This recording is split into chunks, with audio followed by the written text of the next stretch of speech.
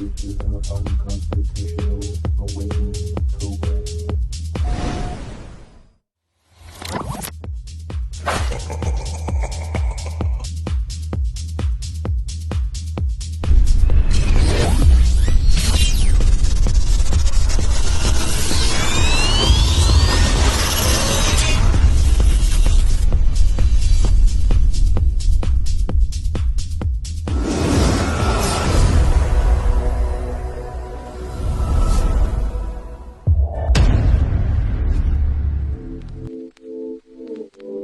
Liftoff will start in T-minus 10 seconds. 10, 9, 8, 7, 6, 5, 4, 3, 2, 1. We have ignition. Brought to you by KD Consulting Redesign.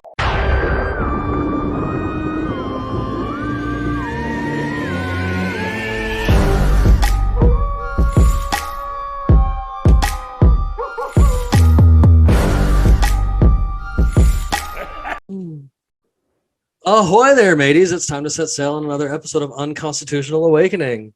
So this evening, you guys, since it's the official kickoff of Spooky Month on our end over here, I figured I'd have something extra special planned for you. I've spoken with this fella down here, Mr. Scott Pace, and man, you guys, not only does he talk to Bigfoot, but he's even talked to the Dogman, and he's told me some interesting stories as it was anyway, and I decided that I thought it would be perfect to kick Spooky Month off with having some of these stories told to us by this fabulous guy here, which you guys know I'm going to share links back to his YouTube and Facebook and stuff. He's got groups over there that are, all set up for that kind of stuff that you guys be able to get right back to him. And me and Luis and him were talking before we started. I believe I'm even going to share a little bit of a written story in the blog on the website so that I can share these pictures with you guys a little bit better, especially for the folks out there just listening instead of watching them, because these are, man, this stuff is pretty amazing sitting over here looking at it on my end.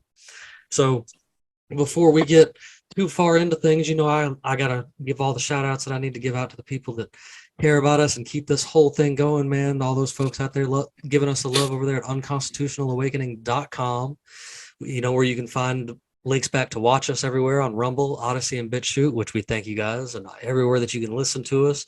And that's not even everywhere, man. There's a few places that I don't even have listed that you guys can listen to us at. It's just pretty much every podcasting app there is now.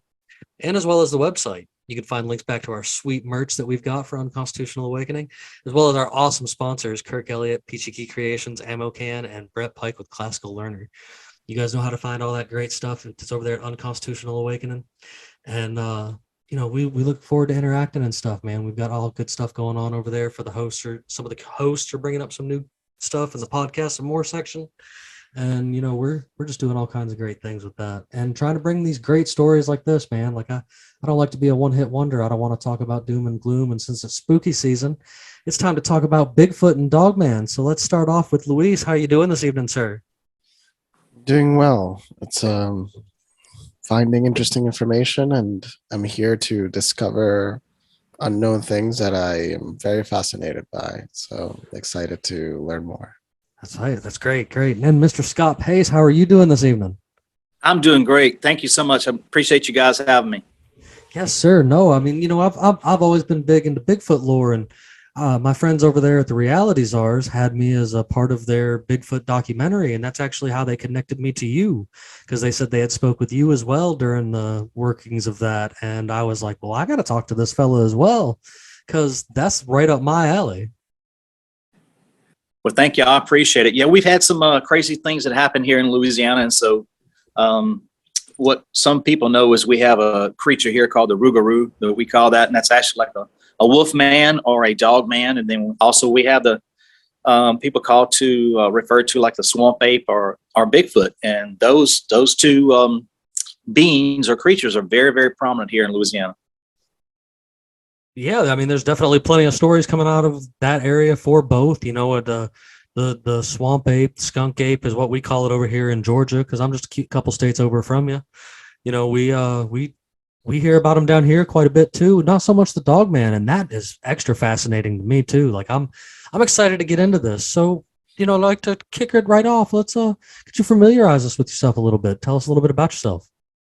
Okay, my wife and I live between New Orleans and Baton Rouge, and I've been in Louisiana all my life, and so we have family land that's up in North Louisiana, North Central Louisiana, right above Alexandria, and that area is called the Kisatchie National Forest, and that's originally where our family is from, because a lot of the working industry and stuff is here in South Louisiana. Where we moved down here in the late '60s, and anyways, we all work down here and stuff, but we always go back to North Louisiana where our roots are, And so 2019 had a really incredible experience, and I've hunted these woods in this certain area by our family land and all that for years. I never had anything happen, so to say, that really got to me or spooked me. I've seen some things that I couldn't explain before, and if you hunt these same lands all the time, eventually something's kind of going to come out. You hear something you can't quite explain. You might think it's a hog or something else, but we're our avid deer hunters, and so 2019 I was in the woods hunting, and it was during rifle season, and we down here we have some things called box stands. Like, you'll get inside this box stand and you'll go in there and hunt and stuff, and so that's what happened. And so one evening I was sitting there, and it was about 5:30, had a late start and everything. And usually the sun would go down, I guess it was about 5 or something like that, when it all started kind of, the sun was beginning to come down and stuff. Usually about 6:30 it's dark during the winter time and stuff. And so actually this month right now, October, is when it happened in 2019. So I got up in this box stand. I was sitting there, I had a little backpack on and stuff like that, had my 30-06. And put my 30-06 in the corner, and I sat down. I began to play with my cell phone a little bit, kind of waiting for the deer to come out and stuff. Normally, right before dark, they began to come out and stuff. And so I was sitting there playing with my cell phone, and all of a sudden, in this box, I began this high pitched noise, and all of a sudden, it's like the side of my head just kind of went sideways like this, And then I all of a sudden, my rifle in the corner, the 30-06, began to vibrate. So I thought that was really strange. I reached over and grabbed it, but when I did, I seen something out the left corner of my eye, and I seen some movement. And so I looked over and just took my cell phone, and I picked up my cell phone and took a snapshot of it. And so I zoomed in as much as I could, and when I got that picture, I looked at it and I said, what is that? It looks like a stump or something, And so all of a sudden I had a little pair of binoculars, and I took the binoculars and I looked up, and I seen it looked like something there. But to me, it looked like a man. I couldn't tell what it was, but it looked like a figure of a man kind of squatted down a little bit. And I looked over at it. So then I took my rifle and I picked it up. And when I picked my rifle up and looked at it, I could tell exactly what it was. The skin on this was black. I mean, just jet black and oily, extremely oily. And I could see the details because on my scope, it's a really good scope. And so it's actually a red field. And I could see right at it, and I had it magnified all the way in. But the eyes is the thing that got me. The eyes were a starburst, looked just like our eyes, and the eyes were a starburst like an orange and a yellow. And then the hair looked like ours right here, and it came around like this. The whole face stuff, it didn't have any hair and stuff right here on it, but it was just all black and all very, very oily. And it looked like somebody had a ghillie suit on. It had long, thick hair coming down off of it like that. And then its skin was real black too, but I almost had like an undercoat on it. But when I looked at it, it looked at me back like this. And then all of a sudden to its left, which would be my right, I seen something else move. So I took my rifle and I moved it over. This is when it got really crazy. I experienced something that people refer to as telepathy, or what they call mind speak these days, or a universal language. So if you've been in the community for a while, you begin to pick up on this thing called universal language, which other cryptids and stuff use. And so when I looked at it, it was a big, tall, about 7-8 feet tall. And this thing had a dog's head like this and had 2 pointed ears on it. The snout coming down was black, and this right here was black on it, or gray on the sides right here, and the rest right here was black. And then it's what I say, its hair wasn't that long. It was kind of short on it. But this thing here looked more like a tall basketball player is what it looked like. Now, I can only see the shoulders and the arms. I didn't see the hands. I didn't see the waist, but they had a lot of foliage and stuff there. And a lot of it was real thick in there. And when this thing looked at me, it looked down like this, and I could see its face like grimacing, like almost like this. It is like this at it. And all of a sudden I get this thing, and it's what we call mind speak today. And it said, put the gun down. I'm going to come over there and tear that building up and kill you. I'm like, what? This thing just spoke to me in my mind and did that. When I look back over at the Bigfoot's looking at it now, and it's looking at me, but the Bigfoot's eyes turn red immediately. So just like that. And also it looks at the Dogman. The Bigfoot's like the Dogman now, and all of a sudden it's like communicating with it too, with its mind. It's telling him, leave him alone, don't do that. And all of a sudden he says, well, he's got a gun pointing at us. And also I'm looking at it, and I had my hand up, but I never had my finger on the trigger. Now this is really interesting. The Dogman didn't realize I didn't have my finger on the trigger, but the Bigfoot did. And I was just looking at him. I was just observing him and sitting there. And this kind of went on between them a little bit. And the whole time I'm freaking out. I mean, I'm just going like, okay, what in the world is this? I was more in shock than anything. And the Bigfoot was actually kind of squatted down. And this thing was probably about 6 foot squatted down tall. And it was pretty big. And so all of a sudden this other voice comes to me at the same time and says, leave now. And I'm like, what? So all of a sudden I get my backpack and I grab it. I began to walk outside of this little shack that I have there. It's a hunting stand. And I grab my gun and all that, and I began to walk back toward where my golf cart is, which I come in on. So the golf cart is all jacked up. So all of a sudden at the same time, I hear my cousin crank up, and he comes around. He's on his forward coming out. Now, what's really interesting is there's some time loss here, which I told other people before. And the interesting thing about this is I don't know what happened, but something was transferred between me and the Bigfoot when this happened. And the only thing I can say is that something, it did something. I don't know what happened. But since then, I've been able to talk to him and mind speaking stuff to him. And so I was going out, went and got on the golf cart. And when I sit there, I was looking, I could hear them while I was walking out. And believe me, I was almost running. And my heart was beating, and I was almost in a state of shock. But anyways, thank God I made it out of there, you know. And so when I get out to my golf cart, I'm just kind of sitting there, and the golf cart is actually pointed toward the woods where they are. And so I sit there and I just look at the woods, and I can see the woods moving. Now you can hear them coming through. Come to find out, I thought it was just 2 of them, but it was more like about 4 of them that was coming out, and maybe even 5. But you could hear them walking through. It almost sounded like cows coming through the woods. They were so big and so heavy when they was coming to the woods, but they got right to the edge of the wood line. And when they got there, when I seen them, I looked up at them, and I could see them right there in the edge of the woods, but they never did come out. And I told them, I said, look, I got a 30-06. And I said, y'all come out, I'm going to start blasting. I said, I may die today, but I said, I promise you this, that I'm going to kill one of y'all. And I said, I'm a pretty good shot. I said, I'm going to blow y'all's heads off. And I said, and they were close enough too. I didn't even have to use to use the sights on them. And so my cousin came, coming by in the 4-wheel, and I cranked up the golf cart, and I turned around and just got out of there. And what's really interesting is I've always had some other little things happen in the woods there, but never did I ever bring it back to Bigfoot or anything. So that was in 2019. In 2009, I was up there hunting again, and I hadn't shot a deer that year. But actually, I was living in what they call Houma, Louisiana, down here. And that's where they have the Rougarou Festival out. But I got some pictures of that too. But anyways, my cousin called me up. He said, hey, Scotty, so you going to come hunt with us this year? I said, well, I've been kind of busy down here, but I said, I'd like to, I said, I don't know. He said, well, come on. I said, what we'll do is get you on a stand. And he said, go get on one of them leaning tubes down at bottom. So you're probably going to see something down there. And so anyways, we could run dogs certain time of the year, on our lease and stuff like that. And so I think it was around Christmas time or something like that. So anyways, I got on the stand early that morning, basically went out by myself, sitting on the leaning tube. And that's actually a stand that leans against a tree, and you just climb up in it. And it has like a seat and everything in it. So I was sitting there, and it got to be about 9 o'clock. I didn't see anything or hear anything. It was really quiet that day. And so anyways, I texted him. I said, look, what's going on? So he said, okay, I'm going to get the dogs and come run through.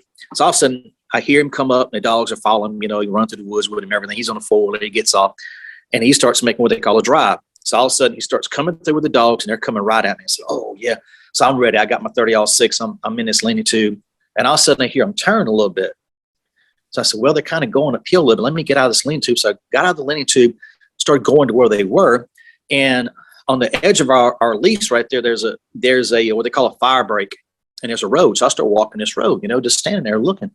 and I could hear something coming at me. All of a sudden, the dogs were barking the whole time, and all of a sudden, they just stopped barking, and they turned, and they went back toward him, and then whatever it was started running toward me, and it stopped. And I said, well, man, that's got to be a big buck or something.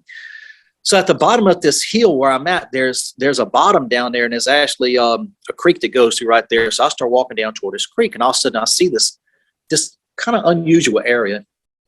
There's a thicket there, okay? And all of a sudden I look, and there's this hole. This hole is about 2 to 3 feet, and it's as high as I am tall, okay? So I'm fairly short. I'm 5'6", so I'm walking down the scene. I'll stop and look at it. And all of a sudden in the scene where that something had ran toward me, this thing had, whatever it was, had hunkered down and got down and stuff and was looking out toward me through that, and I could see it. And it had all black hair. It had some highlights of brown and stuff in it, but the face was weird looking. It had some pointy ears like this, but it almost had like a long snout on it, you know, and it was big. It was really big. And to this day, I don't know what that is. Some people call it what they call a gugway. Some people say the people I talked to said it was a hybrid. And they claimed that, and I didn't know this, but they said they claimed that sometimes Bigfoot and Dogman will actually mate and have an offspring from that, which I thought was crazy as hell. But anyways, when I seen that thing, I didn't know what it was. And I just kind of stood there, and I began to get kind of weird, eerie feeling about me. And I began to turn around and look. I looked all around me, and I'm looking at this thing, but it never did. Now, the weird thing about this one was, it had black eyes. I didn't see any whites in its eyes, and I had a scope on that rifle at the same time. So I'm looking at it, but I don't see any color in its eyes. All I see is black in there. It was really, really wicked looking, you know, really scary. And I just started backing out. I seen it, so I said, well, I'm not going to go bother this thing or whatever it is, so I'm just going to back out. So I went back around and told my cousin. And he said, I didn't tell him the story about that. I just told him I didn't see any deer. So he said, "Do you see that deer coming?" I said, "No, it didn't come through." So what you mean it come through? I said, "It didn't come through. I don't know. It stopped somewhere out there, and I guess it just bedded down or something like that." He goes, "Oh, that's strange." So anyways, we just left that time. One of the stories I have is the weekend before. That was rifle season when I told you about the actual, seeing the Dogman and the Bigfoot together. And this is a part about them cloaking, and so which is really interesting. The weekend before rifle season is what they call muzzleloading season and stuff. And so I went up there that weekend, and I got inside the same box stand, and I seen this doe come out in the morning time, and I guess it was about 8:30, something like that. And so I got my rifle up, or my muzzleloader up, and I seen the deer there. And when I did, I shot. I seen the deer go down. Smoke was everywhere, but I seen the deer laying on the ground kicking. I took my gun, and I went ahead and put 2 more tablets in it, reloaded it, and then cocked the barrel on it and put a blasting cap in and put it back together. And then I opened up the door, and I was going to walk out. Well, when I walked out, this deer laying on the ground picks up and begins to just take off. And I looked at this thing, and I said, "My God, what in the world is going on here?" I was in total shock. I just looked at it. And this thing, it's like the legs were limp, the head was down, but this thing just uprighted and took off. I've talked to other hunters and stuff before, and they said that, they've had deer that they shot deer, and all of a sudden they get down to it, and the deer goes missing. But come to find out, something had cloaked, and it went over there and picked up my deer and ran off with it. So that was pretty interesting that time. I got What are this we photo seeing pulled up here? that you sent me that was like, you said them kind of cloaking here. It's that one. Yes. And that's Real on our interesting. property up there. If you pull up some of those pictures while we're doing that, I'll be glad to talk about those pictures. Absolutely. The interesting thing is my dad had gave me and my wife the family land that we had up there. And it's right across the road from the National Forest. So, we got perfect hunting and stuff like that. And so same thing in 2019, early up in the spring part, my dad gave us the land. And so we went up there and started developing it. And it was a big hill that goes down into a bottom. Then there's a couple of creeks in there that goes back to another hill. And so what we did was we actually had it leveled off. And what we want to do is just make it like a little campground that was up there. We used to have an old house and everything, but the house was old. And we just eventually just got rid of it. We just tore it down and everything. And so what we did is we had a guy come over there and help us make a big pad and everything. And so we went in and started, developing, putting the water down. We put the electricity down, and I started making start bringing crushed concrete, stuff like that, to make a big, huge pad that we can put a camper on. And so that's what we want to do is get up there and get our camper and bring up there and start camping and stuff. So as we were doing each step, I began to take pictures. And when I took pictures, it was funny how I set these pictures off, and I kind of started seeing something in the pictures. I said, this is really weird. This is strange, And I never seen anything physically up to that point. I never seen anything then. But what was really weird was I began to see things like I thought was eyeballs and stuff in there and faces and all that. So I began to, after my sighting, I began to join a bunch of other Facebook groups and stuff like that, and began to share my story. And I really needed to go connect to somebody after that, because I'm telling you, it was really, really frightening for me. It was to the point to where it was hard for me to accept.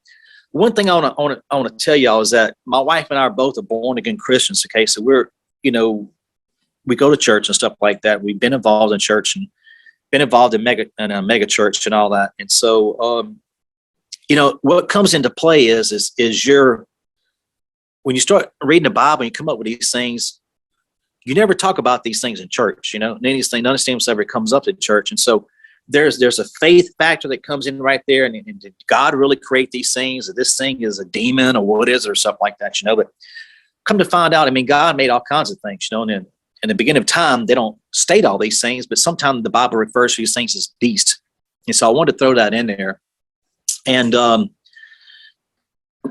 I don't think all these are bad. Some of these things are bad and stuff, but some of them are. But getting back to these faces and stuff that I've seen, I began to see these faces and stuff. So I sent them off to other people. People began to show me how to pick up on these faces.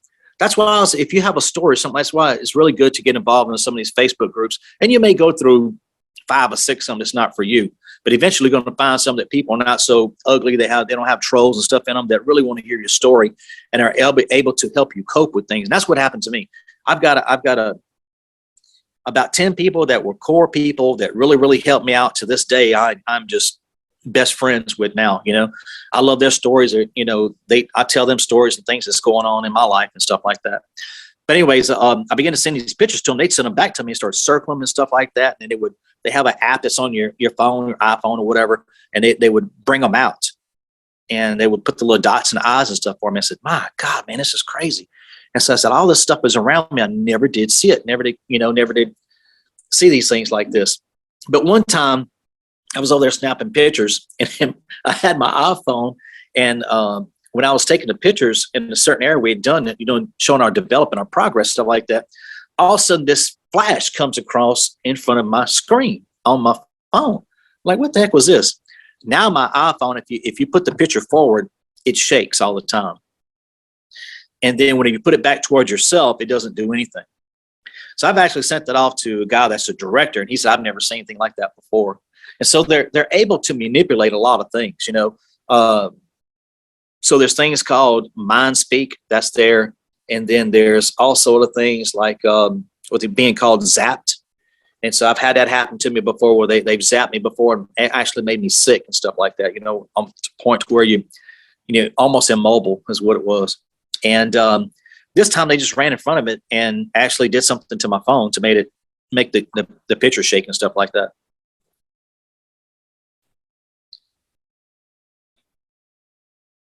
Y'all still there? Yes, we're here. Okay. I probably got you captivated, right? No, yeah, we're just listening. And So that's that first photo you sent me right here. What's happening here? Because the distance feels so close. It feels like whatever distortion's occurring is literally right in front of you.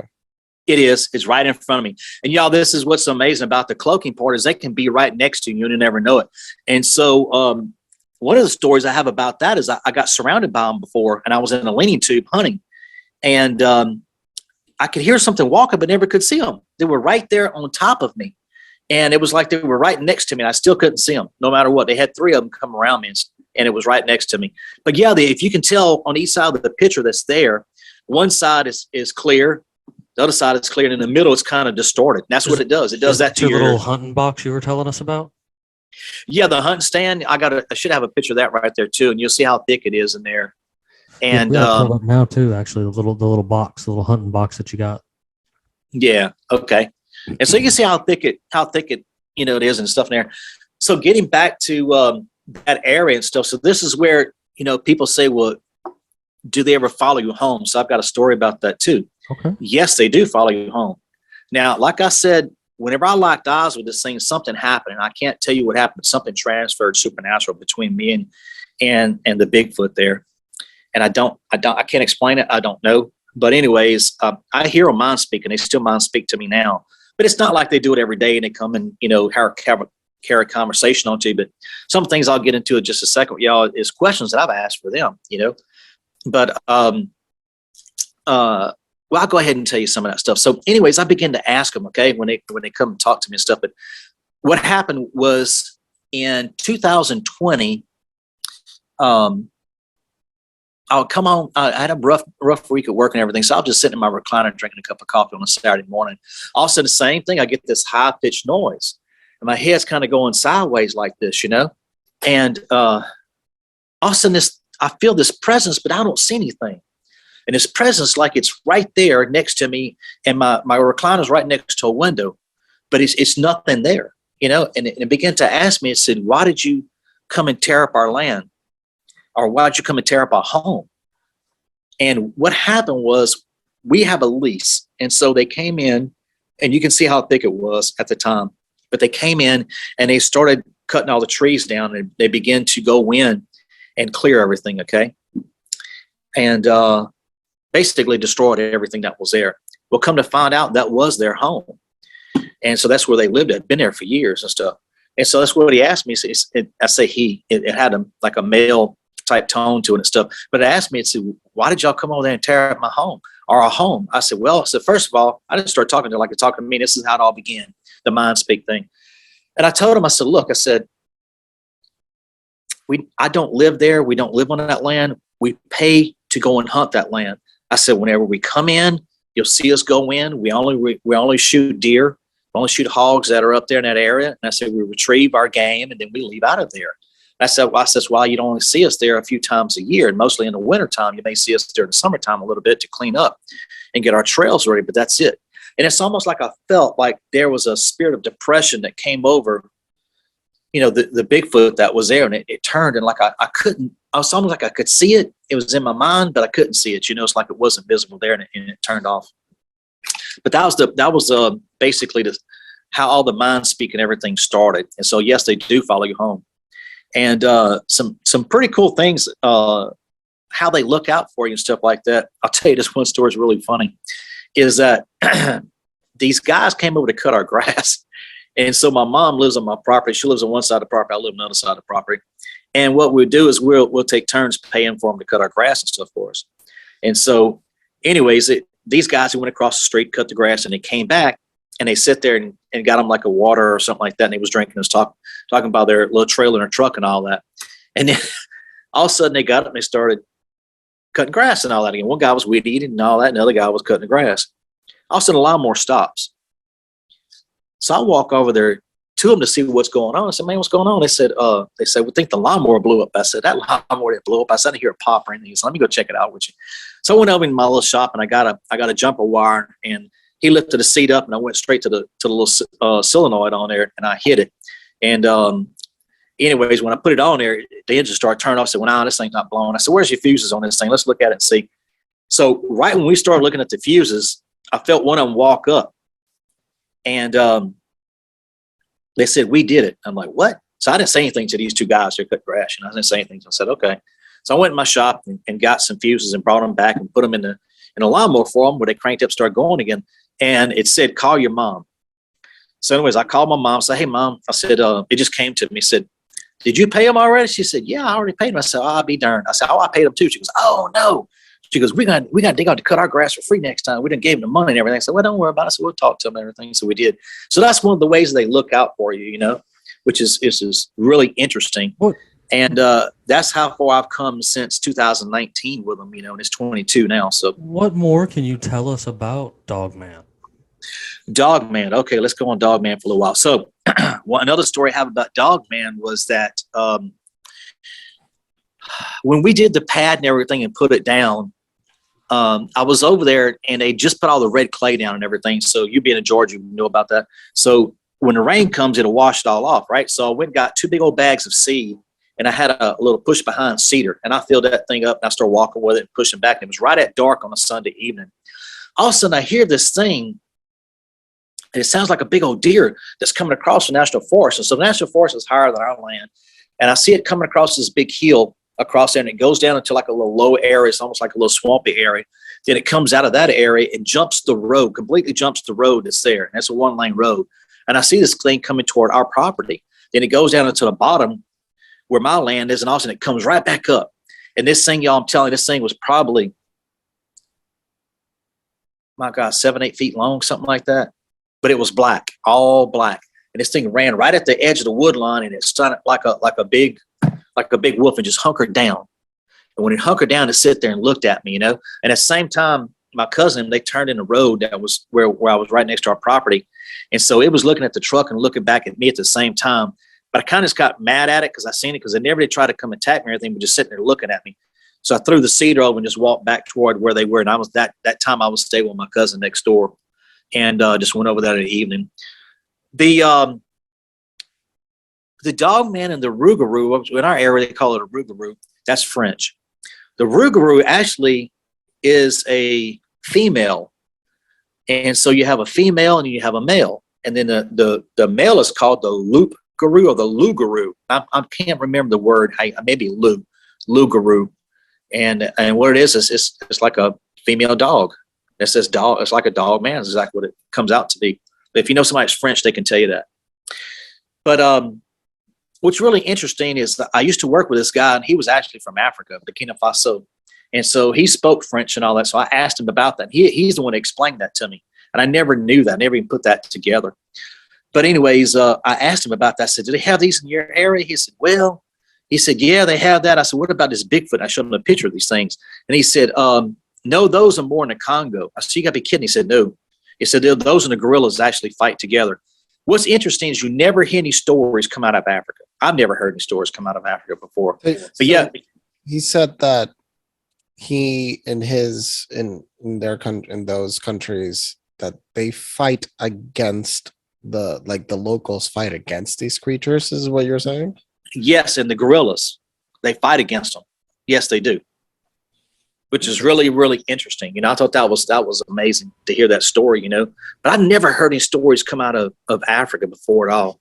I mean, throughout known history and written history and throughout time, we've had sightings of these creatures, and it's written in all of our stories over periods that are vast and through several cultures. It's not exclusive to one culture. So do you think it's fascinating. Do you think these dogmen could also be what some people would have maybe called werewolves in ancient lore, like in Europe and such? No, the werewolf is actually a pretty big creature. It's actually meaner than that. And you would think these things 7-8 feet tall would be bad enough, you know, sometimes even 9 feet tall. No, the werewolf is totally different. I actually seen one of those creatures one time when I was a little boy. And between Alexandria and Fort Polk, there's an actual area over there. And I want to say that's called the Calcasieu. Am I saying it right? Calcasieu National Forest. I think that's what they call it over there. But anyways, my grandmother, my mom's mom, lived over there, and she lived by herself, and she was out in the woods, lived there. I remember one time I used to go stay with my grandmother out, you know, out there in her she had an old house. It's like a log cabin. And I'll send you some more of those pictures of that old house too. And this one particular time I went and stayed with her, and it was in Thanksgiving and all that. And anyways, we had done a bunch of little chores and stuff like that. She used to have an old wringer washing machine and all that stuff. So I would help her, and we would do the clothes and stuff like that. And I help her go hang them up and all that. And so we'd put in a pretty rough day that day, you know, and it was I remember it being cool.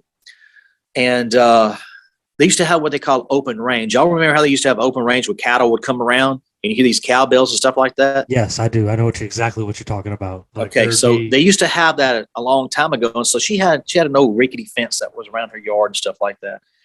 And so anyways, we had gone to bed kind of early that day, and poor thing, she was worn out. And so we got to sleep, and the windows were open. She had one big old window. It was in the back. It was probably like a 3x3 window, and had an old metal screen on it, stuff like that. And so it was one of those old wooden windows. And I remember hearing something walking outside. I remember trying to wake her up, and I said, "Grandma." And I was in one bed. She was in a bed next to me. There's a little bitty small room back there. And I told her, and it had them old metal beds. Y'all remember them old metal beds? Had them old, I guess they were old fluffy type mattresses they had on things, and they would squeak and all that stuff. So anyways, I told her, I said, "Grandma, I hear something walking outside." I said, "There's something out there." She goes, "Oh, be quiet, boy." I said, "That's probably one of them cows out there. You can hear them. She's going to hear a cowbell." So she went back to sleep. I heard her snoring over there. And so I began to sit up and just look in that window.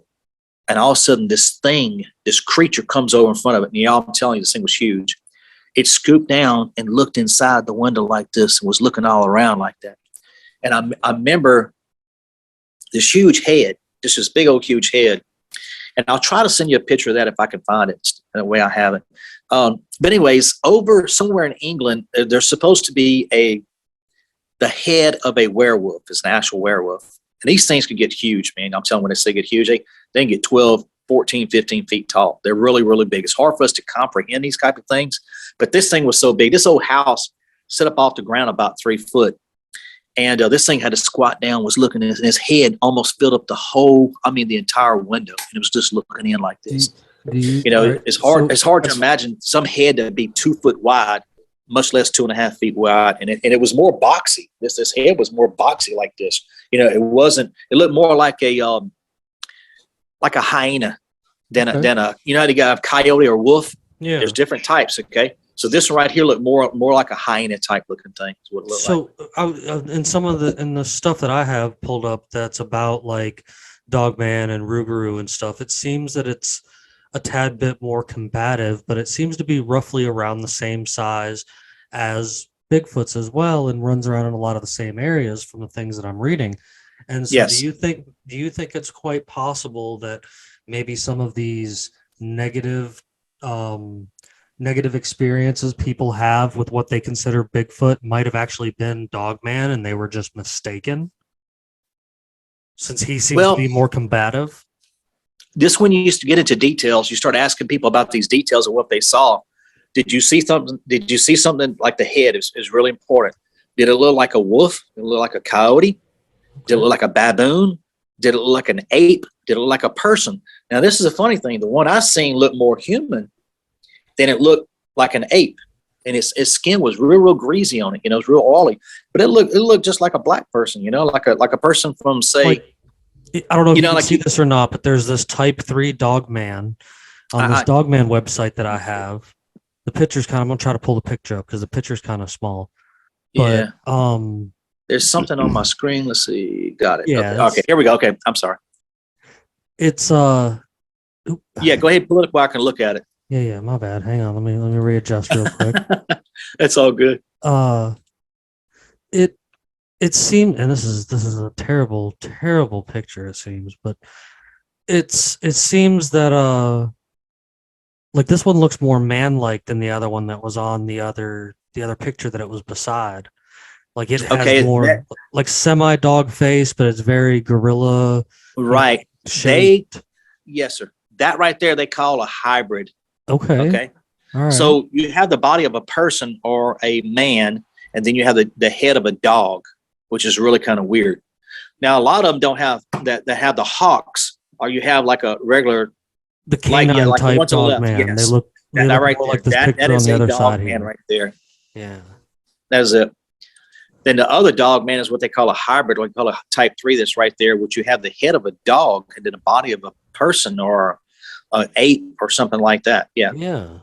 And those things get huge. And human-like. So that's and I mean, I guess a lot of your stories and stuff like that, people don't get super clear looks at them. So it seems that, I mean, I could see this being mistaken for Bigfoot by some people that wouldn't know what they were looking at. Well, another thing is to even get a story out of people, because, for instance, okay, I'll give you another thing that happened. My cousin and they had hunted, and I went back the next weekend, and I wasn't up there, but they went in and they heard a loud roar, like a lion, and a yell. And one cousin wouldn't talk about it. but the other one told me about it. One cousin had lost, he shot a deer, went to go retrieve the deer. The deer, he couldn't find the deer. He just got out of the stand, walked to the deer that's dead. You know, he shot it with a, what kind of rifle is that he's got? A 270. Okay, so he shot it with a 270. Deer's down. He sees it down. By the time he got to the deer, just like mine, the deer's gone. So I've got this other thing here on this website that I found, which of course you guys know I'm good about sharing websites out there for everyone, but it has it's supposedly the recording of a dogman vocalizing in New York State by a researcher named David. And I'm gonna make sure that the sound can be shared for the folks out there that are listening and stuff. It's only a 10-second sound. I'll probably share it multiple times if need be. But I thought this was kind of interesting when I was doing my research. So check this out. Yep.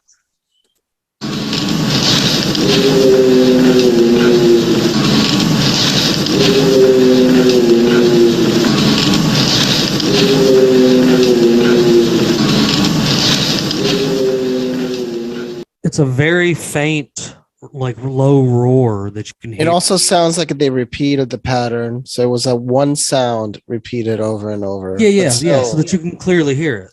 But that one sound was definitely something. Yes, and wolves don't sound that deep, generally speaking. Of course, I don't. Sounds more like a Bigfoot to me. Okay. And that's the weird thing. It's like how common have you experienced other people experiencing this? Like, let's say in a group of 30 people, how many people in that region would you say, I have seen something? I have seen something. Like, do you think that in certain areas of where you live, it is something that is commonly understood between each other, or? Well, in Louisiana, South Louisiana especially, yes, they happen, but a lot along the coastline. You know, we have our coastline down here, but the recent thing's been happening is due to all of the hurricanes, stuff like that. We've lost a lot of land, and so that's one of the things that happened. But yeah, I mean, there's videos on YouTube and stuff that you can go to. This one guy has one that he only has a few videos on there, but he actually has one that he taped. It's on there. It's on YouTube. Ooh. And look up. Here's one you can look up: Rougarou or while bow fishing. See if y'all can look that up while we're on here. Rougarou spotter or something like that while bow fishing. Okay, this guy, and has some language and stuff in it, you know, some cussing and stuff like that, but he does show it. And at the end of it, it's like at 256 or something like that, or 5 something, whatever it is in the video. Sort of in the video, you'll actually see it up there. And so these reeds out here in the marsh, what they call a swamp, these reeds get up, 6 foot tall. This grass and everything that grows, and this thing is walking beyond that. A lot of times, because of ridicule and stuff like that, I'm more open to tell my stories, and a lot of people don't want to come forward and tell these things because they have jobs. I mean, police officers. Okay, I have a story about a police officer that's 5 miles from my house in South Louisiana, and it's along Interstate 10. Okay, between Baton Rouge and New Orleans, there's a stretch of the interstate there. And there was an officer seen one, and he told me this story. And I won't go into any agency or anything like that because I don't want to get this guy in trouble.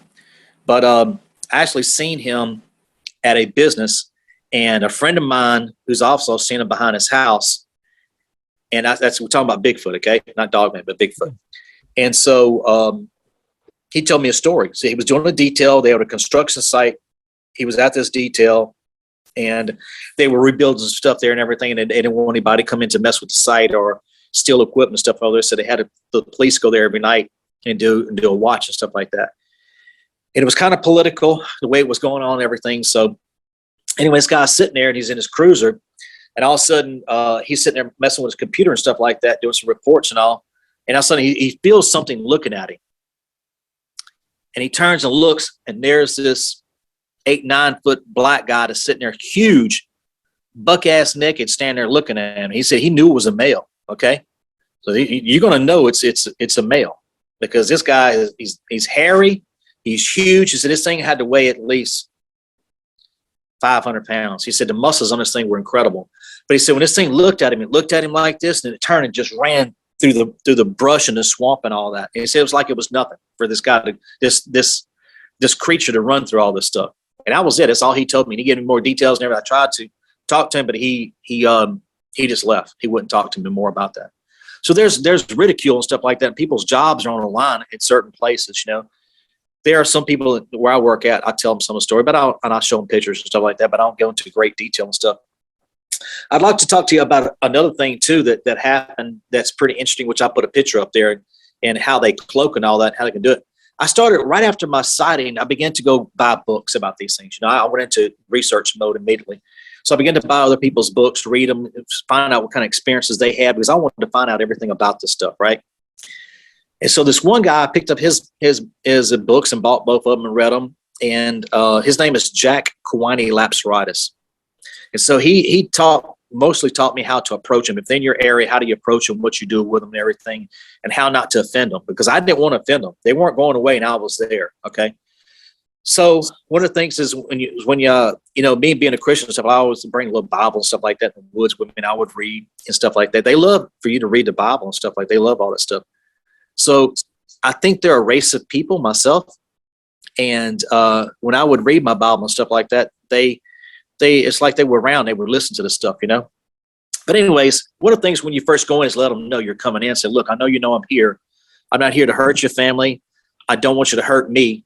So as I come into the woods, I'm just here to hunt, and let them know your intentions and all that. They can see your heart. They know your intentions.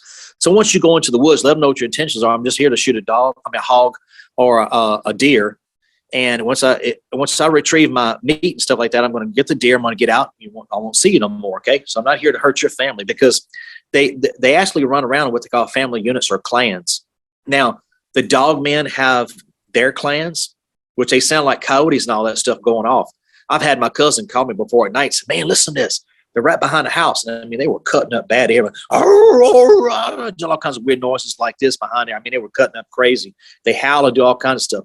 The voice that we heard a while ago sounded more like a Bigfoot to me. And I'll give you a story about that too that happened. But anyways, the Bigfoot's going to clans and the dogmen go into clans. And sometimes they get along and sometimes they don't. Sometimes they war with each other and fight with each other. There's a lot of stories about that too. But this past season, 2021, one of my best friends, he was in between jobs where he worked at, and he had 2 weeks off. So he said, look, man, son, I'm in between places. I'm going to go from one plant to work to another plant. So I said, okay, chemical plant, all that. So I said, all right. He does instrumentation work. I said, well, he said, man, I've always wanted to go hunting with you. I said, well, come go hunting with me. What we do is we get to stand and you'll get to experience all that stuff. So he said, okay. So he come go with me. That morning, nothing happened. Went back that evening and it was quiet again. Didn't see any deer or anything like that. So we get out of the box stand and we start walking back down a hill, down toward my golf cart. And when I came toward the golf cart, I began to mind speak to him. I said, look, my friend here is kind of a skeptic. And I said, if you don't mind, could you please give us a sign? Y'all, I'm telling you this. This is why when I heard that a while ago, I heard the same thing. It started real low. He goes, yak, like that. Now, you ever heard a high performance motor, how you hit it, the throttle, and it pops like that? That's what it did. It popped the air. That's how strong this was. But anyways, yeah, that's the thing, that the difference between a dog man and a Bigfoot. Dog man sound like a dog, and the Bigfoot sound more like a lion when they roar. And there is a whole thing out there about, it being found down in areas near the Honey Island swamp as well. Yep. And like it seems to be it clearly from other people's descriptions, because I am actually finding things, and not only in your area, but in multiple other areas in other states. I was looking at this website that I'm hanging out on with it at currently, and it has Connecticut, Delaware, Mississippi, New Jersey, North Dakota, Rhode Island, South Carolina, South Dakota, Utah, Vermont, and Wyoming. So this is a spread out thing that people have talked about with these different encounters, and yes, you can click and read these different stories. And I've heard similar stories and kind of the same thing you're talking about. People don't really want to talk about it due to like ridicule, but I'm a kooky pirate on the internet, and I totally believe this kind of stuff, that there are these cryptids out there. I'm big into, me and another host on the show here, Bandit, who's unfortunately not with us this evening. He's big into Wendigo and a shape-shifting cryptid. And some of these things that you've described this evening too, kind of like the deer that should have been dead but wasn't dead moving, and even the dogman shape and stuff also seem similar to things and some of that folklore. So it's almost maybe maybe some of these natives talking about the Wendigo could have very well been talking about the dogman.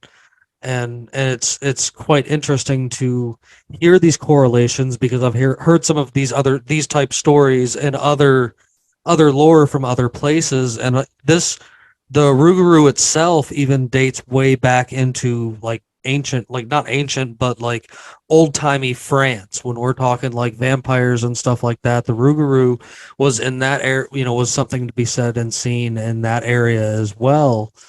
Close to coastlines and woodlines and stuff like that in the mountains. So it's absolutely fascinating to hear about it so close to home for even myself, because down here in Georgia we definitely have what they consider skunk ape encounters, and a lot of these skunk ape encounters sound more similar to these Rougarou type encounters than they do a Bigfoot encounter. And I find that absolutely fascinating. And I think that the fact that both of these are out here running around, I believe in interdimensional beings and stuff like that. And like to me, it wouldn't be out of my realm of plausibility to believe that these beings are around me and stuff like that. And the fact that you've found such a way to like pinpoint them in these pictures, I've been looking through these pictures where you've gone back and circled and kind of pointed out. And like I said, again, I'm going to make sure I share these on the website so that everybody can, just go check these out for themselves, because they're fascinating. If you really start to pay attention, it's interesting in what you see. It might sound silly, but if you believe, then you can see it. You know what I'm saying? Like there's so much to say. It's something that you lose as a child. Children tell us they see things all the time, and I think they can see on other realms of sight and such, just the way that their eyes are in tune to reality, because they're closer to source at the time, I guess, than we are in the middle of our lives. There's quite a few things you've hit on right here, and I'll go back to the beginning. Sure. You said history. So if you go pull up dog-headed Egyptian, go pull that up on your computer. Yeah. And what you're going to find out is when you go look at all the Egyptian glyphs and stuff like that on the walls, you're going to see these Egyptian people with bodies, and then they have a dog's head on there. So it goes to show you how far in history these things go back. Right. Now the part that goes into them where they become all like dog-like, that's a whole different entity than these dog-headed men, and that's a whole nother subject too, which goes along with the dog men and stuff like that. But it's more like a dog-headed human that's there. Okay, so these cryptid type things have been around for a long time. There you go. Yeah, the dog head sculpture statues. There you go. So yeah, but here's the thing. I mean, when I started mind speaking these things, that when I first started getting into it with them and asking them all these questions, here's an interesting fact, and this is a fact. I started saying, look, this is more than I can comprehend. And they said, look, it's not what you believe, is what you're willing to accept. Did you hear what I said? Yes, sir, I did. Okay, so that's pretty interesting, okay? It's really deep. It's not what you believe, it's what you're willing to accept. You can see something and not believe it. I see something in the woods, I don't believe that. I just don't believe that. I mean, I could write off in my mind, I'm not going to believe what's there. And that's the thing, is like the average person in modern society here in 2022 rarely has ever gone into the woods, rarely has ever stayed in the woods for an extended period of time, while just 200 years ago, it was very common for a lot of people to experience the wilderness, to experience the wild, to be accustomed to wild creatures, to unexpected things. And that's actually where a lot of these writings come from.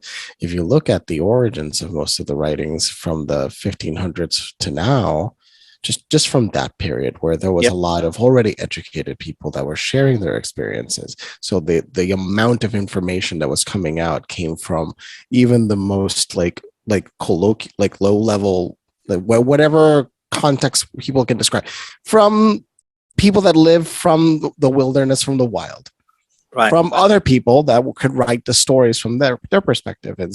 And people, when they read the past, and it's very fascinating, some people now have realized when you're reading the past, you think that they're giving you fiction because they want to entertain you. But fiction didn't really become something that was common until 200 years ago. People never wrote fiction because reality was insane. Yep. Well, I mean, I'm somebody that believes too that they would. People can embellish. No, not elemental. the embellish. No. I'm not even getting into the embellish. Okay, so if you're trying to hide something from a persecuting government or religion or something like that, wouldn't you write it in parables or write it in stories or write it in a form that only somebody with a high intellect is going to catch? You know, when you're I'm not trying to even just say myself, but just in general, when you're studying like, you know, intelligence in general, like if you quirkiness and able to catch on to something and or, you know, quick with your like comebacks and stuff is a sign of intelligence because you're able to break down these different things. So think if you're writing the same way you're trying to make the inside joke when you're talking about something like that only a few people understand.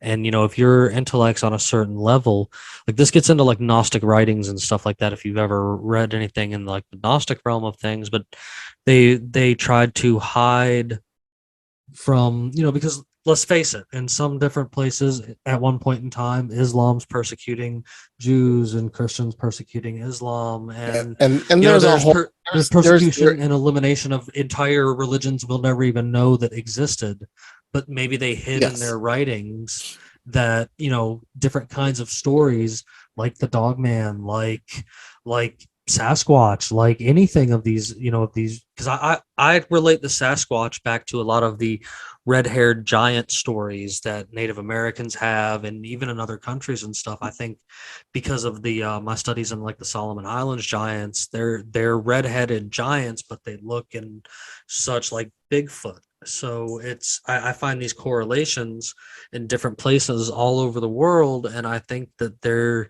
these things do exist. Not only here with us, but also like inside Earth. Like I think that's a thing because. And the thing you can be open to in relation to such things is that many of them could die off and they just, you know, decompose. So you will never witness to see anything. The idea that an animal that decomposes in the wild, in a forest, you'll find it not in 2 months. There won't be any of it left. There won't be any proof of its existence. Yeah. So unless they started burying their dead, which is something we might someday find as we explore deeper into, because the thing about it also is we don't know how most of these forests actually look like. The idea that we have explored everything, every corner of the world is very wrong. We have mapped things. It doesn't mean we have gone there. We have mapped things because we have planes. Haven't spent much time there. You know what I'm saying? So we like look it over, like we're looking at this thing over. That's it. We're having an overview. So if you touch on a few things right there, I'm listening to what you're saying and everything. And one of the things you talk about red-headed giants. So me being a Christian, I've read my Bible all my life and everything. But one thing you'll find is very interesting. The first person that you talk about in there, they have Jacob and Esau. Okay, Esau was actually covered in red hair. Are covered in hair completely. And when he was born, then Jacob came out and he was born. And they were born to Isaac and Rachel. Okay, that's in the Bible. It's in the Old Testament. So check that out. Now, what's really interesting about that is can we call that the first Bigfoot? I don't know. But he was very, very hairy, covered. In fact, have you seen actually that phenomenon with human beings? It's a very rare phenomenon. Not where they cover the hair like a cat or a goat. I have not. Yeah. Yes, it is a very rare disorder. There's actually a family like that in Mexico. Wow. The hairy people, huh? The hairy family. Yes, there is literally an entire family. Let me see. But I found that very interesting. You know, there's a lot of things in the Bible that comes up that right now I'm doing a huge Bible study because of all the stuff that's been going on for a while. And it's called Cryptids of the Bible. Interesting stuff. Where you've got like a goat-headed man that's in there. You've got unicorns that's in the Bible. You've got Leviathan. Leviathan is huge, man. Leviathan is bigger than anything that you can even imagine. It's in the water. Yeah, So all those things are in there. I definitely am. I'm into that Yeah. Leviathan thing. Like And so for other people that don't know, that's basically Dragon Jaw. Like, yes, that's correct. And so even God, whenever Job was going through his hardships in his life, beginning of Job, the book starts off with Job was a righteous man, was a good man, and all of a sudden God sees Satan walking the earth. He says, "What are you doing?" So I'm just walking the face of the earth. And he said, basically, I'm looking for a few souls that I can take back to hell with me, And he says, "Well, have you ever considered my servant Job?" And says, "Well, you got your hand over me." And he said, "Well, this is what you can do. I'll move my hand away. You can tempt him. You can do whatever you want to do, but you can't kill him." Yep. Pretty interesting, right? These pictures here. right. Wolfman. Yes, and Larry. there's a whole family I remember seeing before. So he's one, but there's other people that have this trait. It's not exclusive to him. And When you do a search for it, I'm not trying to like showcase anyone or downgrade anyone. Please don't think that like that. But like, it does seem to be something that it's like not super common, but it is a thing that does happen. it is a very rare genetic trait. Looks like more like a wolf person, doesn't it? Doesn't it? Well, he's nicknamed Wolfman. Actually, when you Exactly. search it. His name is Larry Gomez, the particular person that. And there's we're this young showing- lady too. I've seen her before. 98% of his body's covered in hair. Yeah, if you look at the account in the Bible, though, his whole body was covered in hair. Esau was. That right there is just a face. It's just a head. No. The entire body. 98% of the body is covered in hair. It says in the thing, 98% of his body, including his face, being coated in thick, dark hair. Wow. Pretty interesting. So it's exactly what you mentioned. It's just this particular collective had redhead genes, Right. and that's something that currently in the world, the collective with the most dominance with red genes is in Scotland. I think the highest population of redheads. But it actually as a trait is one of the rarest traits in the world to be redheads. My mom, for example, is a redhead. For context, Right. There you go. So here's something y'all touched on too, and I love this because it's tying in Bigfoot to inner Earth, the inner Earth concept and where they come from. And so one of the things that a lot of the Bigfoot researchers and sightings and stuff, if you'll look at the cave system in America and you take all the sightings, and there's bring layers. up the map, Jim. You'll have it. You have it queued. You have it There you queued. Yes, I don't have it queued, but this is something I discussed You've always picked it up lot. many times. Yeah. Like, There you go. The So cave here we go, system- guys. Yes, go ahead. Let's go with this. Okay, let's run with it. So I believe too that there's an inner Earth system. Okay, and you take all these cave systems and go into the inner Earth, and all these sightings are there. There's all kinds of weird stuff that's coming out of these things. I mean, you've got, oh my God, you got Dogman, you got all kind of lizard type people coming out. The amount of human disappearances alone is a very disturbing trend, which if other people have mentioned that the problem is in the United States, there's a specific direct correlation between people getting lost in these places that does not happen in other countries. Right. Now, of course, we could also point out that it just depends on which country you're speaking about and so on and so forth. But in Europe, there's also sometimes similar things happen. And we also have to do the comparison of there's the rest of the planet has very different scales of comparison of like how many people get disappear. Like Brazil, who knows what that number is for Brazil? So here's the Bigfoot and the cave systems. There you go. Okay. I love it. And then there's also another picture. All right, this is a third picture that kind of Luis was talking about this because I make this correlation all the time about the missing people as well. And so I like to argue that maybe some of these missing people discover inner Earth and they just don't want to come back.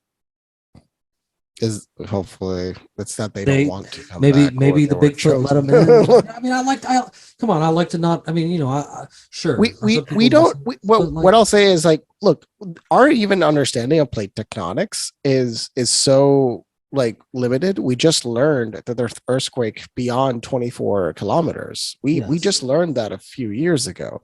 That's just our understanding of plate tectonics, trying to decipher, to do prediction models and to do preventative action in relationship to earthquakes. Now there's potentially systems that can predict an earthquake 20 minutes before they happen, which is incredible, because that's a good warning that could save countless lives, can turn off infrastructure, could turn off the water. Like it could save an incredible amount of lives. But we're still learning. And that's, just look at that. Especially, I mean, I will say, I have not explored deep into those areas, but it's just pure wilderness. So there's 100 different reasons to get lost. And that's actually right now, all of our cell phone in the future, not too far from now, all of our cell phones would have satellite options. So that'll be a great lifesaver. So Huawei released a phone, which is a Chinese brand, and Apple just released their phone. So it'll be standard probably by next year or the year after, that all phones will, or most phones of a certain caliber, will have a satellite option. So if you get lost in the wilderness, even under trees, you will get a satellite signal enough to send out a message of exactly where you are, which could drastically change the amount of people that get lost in these places. So let's go shift another gear. You ready? What about the coalition between Bigfoot and UFOs? Yes. Okay, so I have seen UFOs before. Let me explain to you. So 2 years ago, we had Hurricane Ida that came through here in Louisiana. Came basically right through. We had a Hurricane Laura, then we had a Hurricane Ida right after that. I think it was in that order. One went through Lake Charles, and went through New Orleans, was right below us. And it came through, and then knocked out our electricity for like 5 days, stuff like this. Had a good bit of damage and stuff all the way through Louisiana. So my wife and I are sitting on the side patio that we have here, a little cooking area and stuff like that. Some people call it outdoor kitchen. So I was sitting in our outdoor kitchen, and it was really pretty. The next day after that, it was a mess outside. But we've been working all day long, cleaning the yard and all that. But anyways, we were sitting out there in some lawn chairs, and the wind was blowing and stuff, and it felt pretty good, especially when it's hot, like it is hot and muggy, like it is in Louisiana. So we're looking up in the air, and all of a sudden, I see this light that's coming directly like from New Orleans, from the Gulf of Mexico, coming toward Baton Rouge. And I look up and I see that. And she said, "Oh, it looks like an airplane." I said, that's not the normal flight pattern. I said, normally they go from east to west. They don't fly. The flight pattern doesn't fly from directly south to directly north. They never do that. She said, "Yeah, that's kind of strange." And it looked like an LED light. Like if you have a white LED light that you have up, that's what it looked like. And it was coming. I said, "Well, look, there's no blinking lights on this." She said, "Yeah, it is kind of strange." So I said, "Well, let's wait till it gets a little closer so we could see it." And it was bright. It was just coming straight at us. So I told her, I said, "Let me see what happens." So I started talking to it. I said, "Hey, I can see you." All of a sudden, this thing turns from a bright white to a spinning disc that's blue, and it's going counterclockwise. And it's actually blue, like a blue and a silver color, and it comes directly toward us. And it got within, I would say, a mile or so away from us. And all of a sudden, it took off at a 45 and went directly toward Houston. It just took off, but that white light went away. Now, the hunting season before it, really interesting. Me and my cousins were out there, and we had made a big old bonfire and stuff. And so we were out there, roasting hot dogs, stuff like that, and taking marshmallows and eating. Well, they wanted to go play board games inside, and it started to get really cold. So a bunch of them went inside, and I stayed outside with one of my little cousins. And he said, one time we were sitting out here like this a couple of weeks ago, and he said, we seen these lights going across the sky. And it was like a group of them. I said, were they in a line or something like this? No, it's like a group of them going across. That's kind of weird. He said, but it looked just like a regular light. And all of a sudden, we looked up at the same time. Pretty ironic that this would happen. We look up, and there's one going east to west, okay? And all of a sudden, it's going as a bright white light again, like an LED light, goes across like this.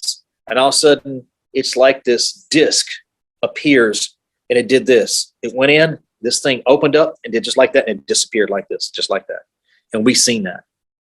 I wish to God I could have caught that on my cell phone or whatever, but I never even thought to even do that. You know, it just blew us away when we seen that. And it usually you can't even catch it really well. Yeah. Unless there's some light in the sky, it'll just look like a blob. Well, not- Look, a and- blob touched another blob. Blob. Yeah.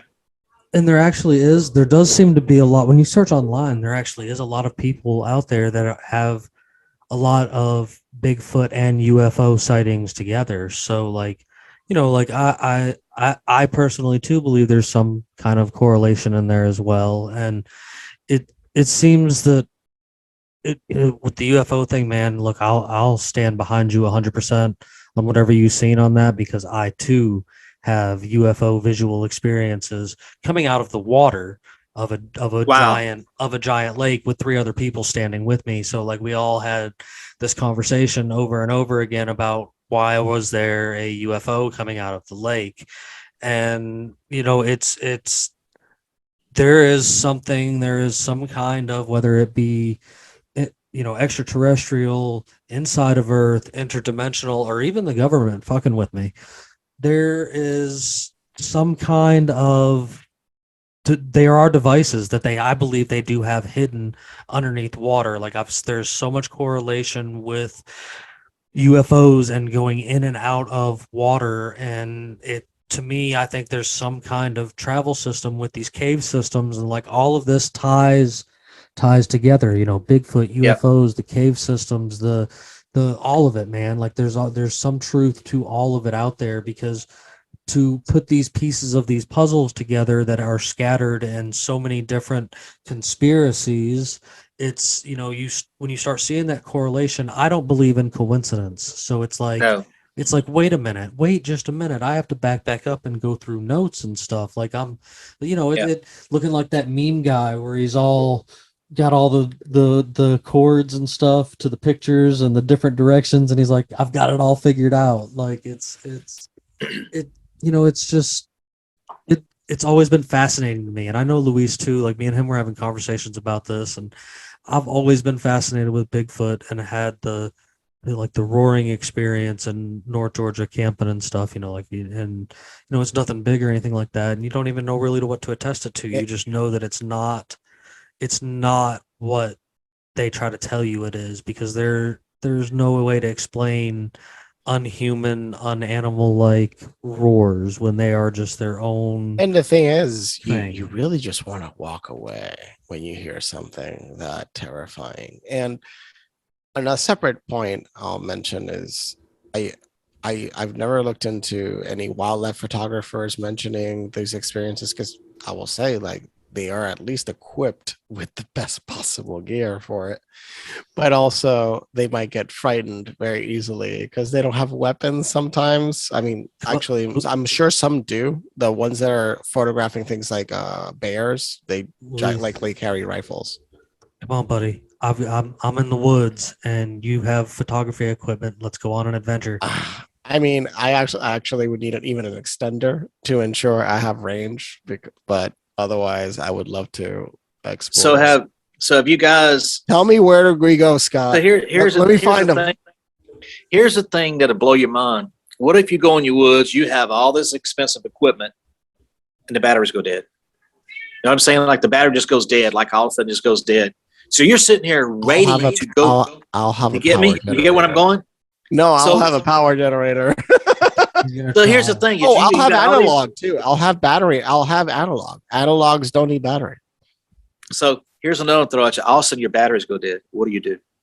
Go to the analog version. Go look at my pictures that I took, and you see how they distorted the picture.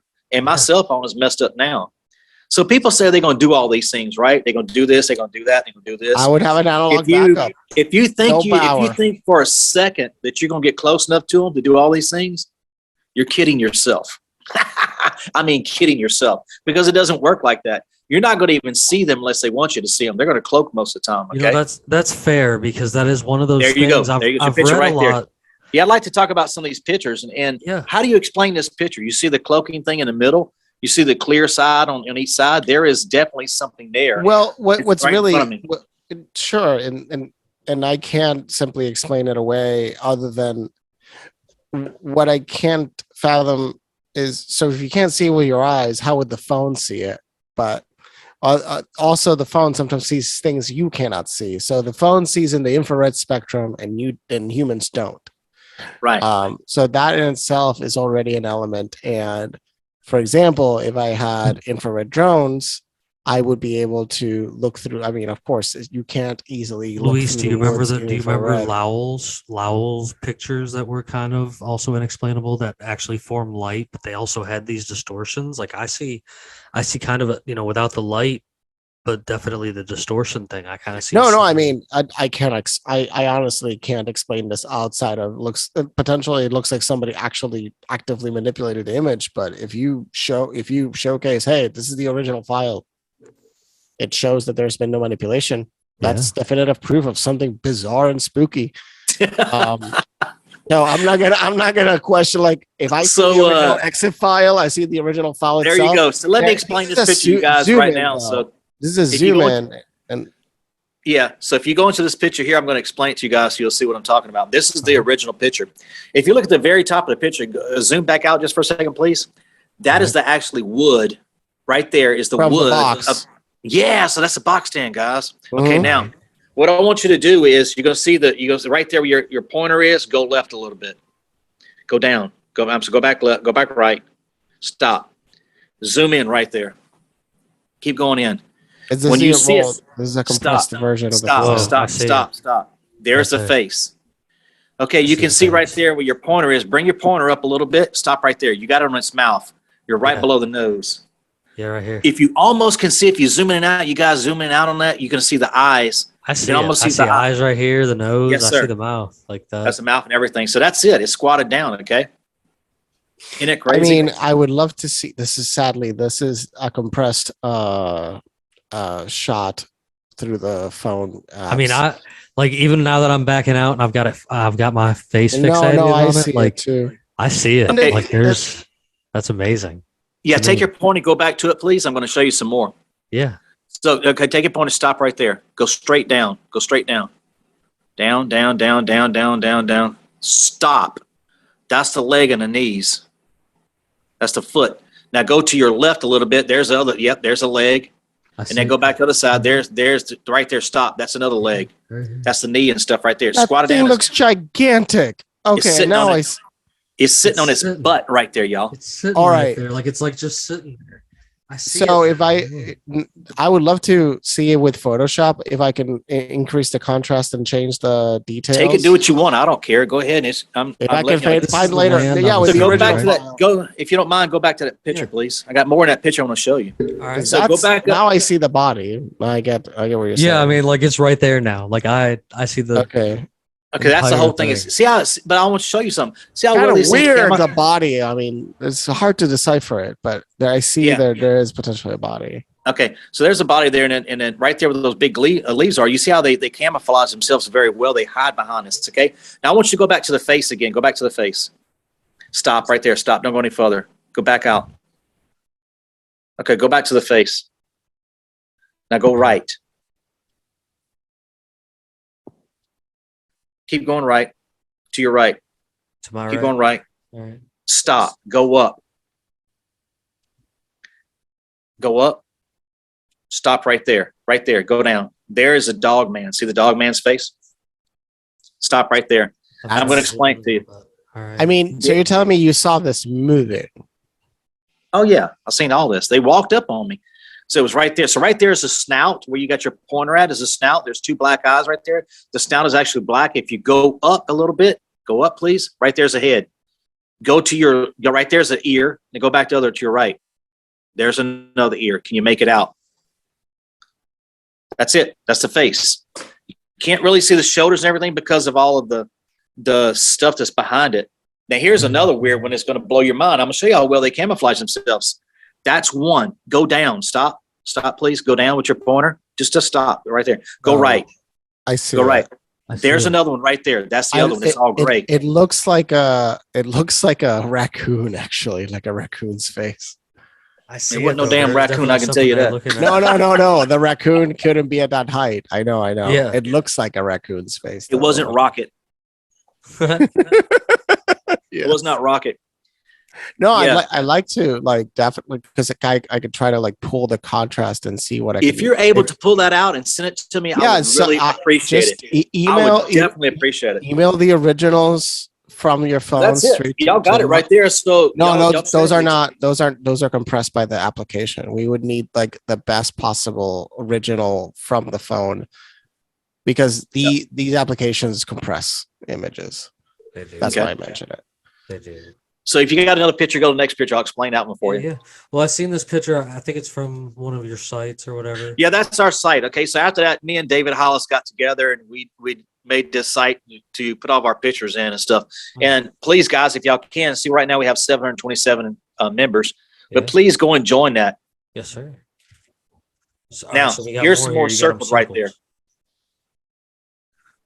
I see Yeah, I'd the- like to. I like to see how I can potentially enhance it because I'd like to like take out the details and try to understand. All right, what stop you- right there. This is what's crazy. Now, this is what's really hard to see. Zoom in on that, please. Now you're going to see it, which I'm going to show you. This is how hard it is to see. It's really, really hard. Okay, What take is your that? pointer and go. Okay, stop a second. That's one eye. Go to the other side, the left. Go to left. I'm sorry, the left. That's another eye. There's a stick in between. There's actually a head right there. Okay. So that's a face behind it. It's really, really hard to see, but that's it. There's a face right there. Eye and eye. It's behind And- it. You really, and that was the not thing- really, you can't really see those as well as some other ones. But You were there's seeing four these creatures right there. There's creatures you were seeing them moving and they were just moving, and that's the moment you were seeing the multiple creatures experience, right? Right. The first thing I seen was the Bigfoot. I thought it was a stump, and then I seen it move. Then I zoomed in on I took my rifle and put out there, and that's when I seen it. And that's when I seen the first dog man, which is the other circle to the right, walk up on me. And it was looking down. It's like it was looking down and picked his head up and looked up at me. And then as soon as I picked my rifle up, it got mad at me, you know. So it started grimacing at me. You go to the next picture. And that's just another one right there zoomed in for you. Oh, so here's an interesting picture, guys. I love this picture right here. So if you take a look at this picture and you zoom in on it, that is a pin oak tree that's just snapped. Take a look at that. See how it's just snapped? If you look around, there's no other trees that snapped over, but that one is snapped. It's not broken. It's just snapped over. What do you think about that? I mean, there could be potentially many different variants to So to let you know how tall that is, that's about 8 foot. That's way over my head right there. See, it's just bent. It's snapped. So my cousin, I talked to my cousin as a police officer, and he told me, he said, well, the wind could have done that. I said, well, if the wind did it, why didn't the rest of these pine trees around here snap? They would snap before that pin oak would. But wouldn't also potentially lightning potentially be a culprit? No, not at all. It'd be burnt. I don't Okay, know stop right about there. lightning doing that. Stop right there. I want to show you something. Stop right there. All right. What do you two guys see in this picture? Besides that, I'm gonna show you something. It's gonna blow your mind. Tracks. Good job. You're at a. So I've done a few podcasts already. You're the second guy that picked up on them immediately. And I've done a bunch of podcasts. And I probably had 50, 60 people look at this picture. I You're can't the only decipher. They're second not guy vehicle tracks. You're They're the not second vehicle guy that ever tracks. picked up on this. So you look at the left-hand side, that's male tracks, and on the right-hand side are female tracks. And so there's smaller and thinner tracks on the right-hand side, and the big, huge tracks on the left-hand side are right there. But that's a family unit walking down this road right here. Okay. See how wide they are? I do. I see what we're talking about here. It's definitely not a vehicle, so That's a there's weird no vehicle. denying that at all. No, and I remember I've walked to some of these areas, and usually the tracks don't look This looks right. like my backyard, bro. What are you talking about? Okay, look. No, I mean the tracks it looks like Georgia don't does. It's divert amazing. with a giant hole in the middle. It looks like, I mean, the alternative is they were following old vehicle tracks when like humans just passing by with old vehicle track laid down in the middle. They just don't want to walk in it. I mean, I'm just making hypotheticals. So bring your pointer down to the left-hand side. Come down a little bit with your pointer. Go down right there. Stop.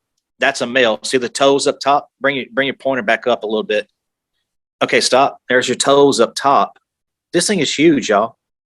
And then they pretty much walk in a straight line. They don't walk like us. Their feet don't go side to side. And bring your pointer all the way over to the right over here. Go to the right. Stop. right there. See that? Bring your pointer down a little bit. Go inside that. That's another track. You can see how it's kind of twisted. The way they walk is there. Sometimes when they walk and their foot twist, it twists a little bit. You see how it's twisted? Almost like it's bow-legged. So you're saying they're potentially walking like this. Straight They up. walk in a line. They don't walk side to side. Their feet are not side to side. They walk. It's weird the way they walk. I can't explain it. I don't know how to explain these things. I'll just bring up the proof that I have, and that's it. Yeah. But their feet, if That's you your watch, box, see, that's right? how thick it was in And there. this See how is the thick box that's you their were box stand. inside. Okay, actually, let me get some context in relation to this picture. You have this branch coming out, all right, a little bit. So let's put you inside of this box. Where are you in relation to this box? So this is face on. My sighting was to the left of that box, not looking straight at you. So we're not looking at the side of the box. No. Okay, That's the same that's box. right. It is But the a different, same box. but you were looking out of a different side of the box. Okay, because Correct. I wanted to Different understand at least from this, because that'd be cool to Yes. understand the outside perspective of the inside perspective. Yes. So this is actually looking straight on it. This shot right here is about 160 yards. I'm actually behind there. I'm about halfway up, coming up the hill right there. And this thing went to a bottom. I'm actually going down into the bottom, not all in the bottom, and it goes back to another hill. But that just shows the box stand, how thick it was and stuff in there. Really kind of hard to see. All right, there's a footprint for y'all. Now this, I was looking at this one on my phone when you sent this to me, because there's definitely that's definitely something. Like, Yeah. So those are I the got toes some right there. contrast. All right. So let me tell you a story behind this. I didn't explain this story. So we went in before 2019, it's 2017 or 18. We were in there. We decided to, every September go around and usually around Labor Day, we'll go and cut all the trails and everything, clean up and everything. And so we decided to cut a trail that was a thick area that was between our lease and the National Forest, which the National Forest, there was a beautiful hill. They just opened up to a creek, and it was just probably about a 200-yard shot on each side of the box stand that was there. So anyway, we cut a trail in between there. And when we were there, I kept smelling something. I told my cousin, something stinks, man. I said, something's weird. It was almost like something had died, almost like a urine smell at the same time. I'm trying to get all the smells together that I smelled. It's kind of weird. But it was like a dead animal on the side of the road with a urine smell to it. I know I'm missing something. But anyways, that's it. So I kept smelling this where we were cutting at in that area and all that, but never seen anything. They said, this is probably one of the dogs that, hunt dogs probably got killed or died or something up in here. So I said, okay. So I went to the other side of the lease, and I was riding a golf cart, make sure we cut all the trails and all that. So whenever I come to this one particular trail that we had, there was a deer stand there, was a leaning to. I got off and started looking around. First time I look and I see this print right here. One print. This is what's weird, y'all. One print on the right-hand side of this logging trail. It's right there. No other prints, just one. Really, really strange. So I put my foot on the side of that and tried to stomp up and down on it. And I didn't do anything to the pine straw and stuff like that. Nothing at all to it. So I went and got my cousin and brought back around. I said, check this out. I said, yeah, it kind of looks like, I said, I don't know, it kind of looks like a footprint. I said, what in the world is so big and so heavy that it would put one footprint here and nothing else? And he was just kind of blown. He just ignored it. He said, whatever. So he just turned and walked away from me. He said, I ain't worried about that. So I'm more worried about cutting trails, stuff like this. I said, okay. So I started doing some research about this. And this is where we go into inner dimensions and stuff like that. So I looked all over the internet, and I finally found this one lady, and she described on a YouTube channel about this. And what it is they're able to go in and out of dimensions. Well, it's like if we were all walking down a trail, and one of us stepped off the side of the trail and stepped in the mud and come back in on the trail. Say you're walking on concrete, we're all walking down the concrete, and it just rained, and we're in Georgia. And I step off on the right-hand side of the concrete, and I step in mud and come back on the concrete. That's what it would look like. So that right there is what we would call proof of them stepping in and out of dimensions. Only one print. They've also got other prints out there. If you go look it up, there's people that have them in the snow where there's big old footprints in a line like that, and all of a sudden they just stop. They just stopped. I seen one guy had that, and he was somewhere up north, and there was a bunch of snow, and I don't remember where it was, but I thought it was pretty interesting that this guy had a video of that, how it's something is walking like a Bigfoot, these huge tracks. All of a sudden it comes into his yard, it stops, and it just disappears. Oh. Wow. Is this all right? So here's an interesting. What do y'all see in this? I see a face. Exactly. And it's also, I would say, at this point, the distortion's too vast to make out anything. I think he's got another picture of this too. That's like a larger picture. So stay on that. Well, go back to that one for a second, please. Yeah. So we're gonna get into something which some people call pareidolia. Okay. Yeah, because at this point, there's too much distortion. I mean, I can't. Well, here's the difference between you and I. You don't see it. I do. I have a trained eye. I know. I see. You don't have it. So no, I see it. That's but the thing. Pareidolia is the cause. Into all this, what they call pareidolia and stuff like that. Okay. Where people. So let me explain this to you. So I was sitting there. I'd read these books by a guy called Dr. Johnson. He's on the West Coast out there. So I'm going to put this stuff into practice. So he said some things to do, and so I went and did them. So I began to ask them. This is where it gets really interesting. You're going to love this. I began to ask them, "Are you the Janu?" And when I said that, these faces appeared. Now, how do you explain that one? This face appeared, and it was like a giant face right there. Then this other thing that looks like a cat face, if you look at it real close on the right-hand side, looks like a cat face right there. So there's other things out there we can't explain. So if you look at the other one, it looks like a giant's face on the left-hand side, and then this other thing looks like a cat face over there. Okay.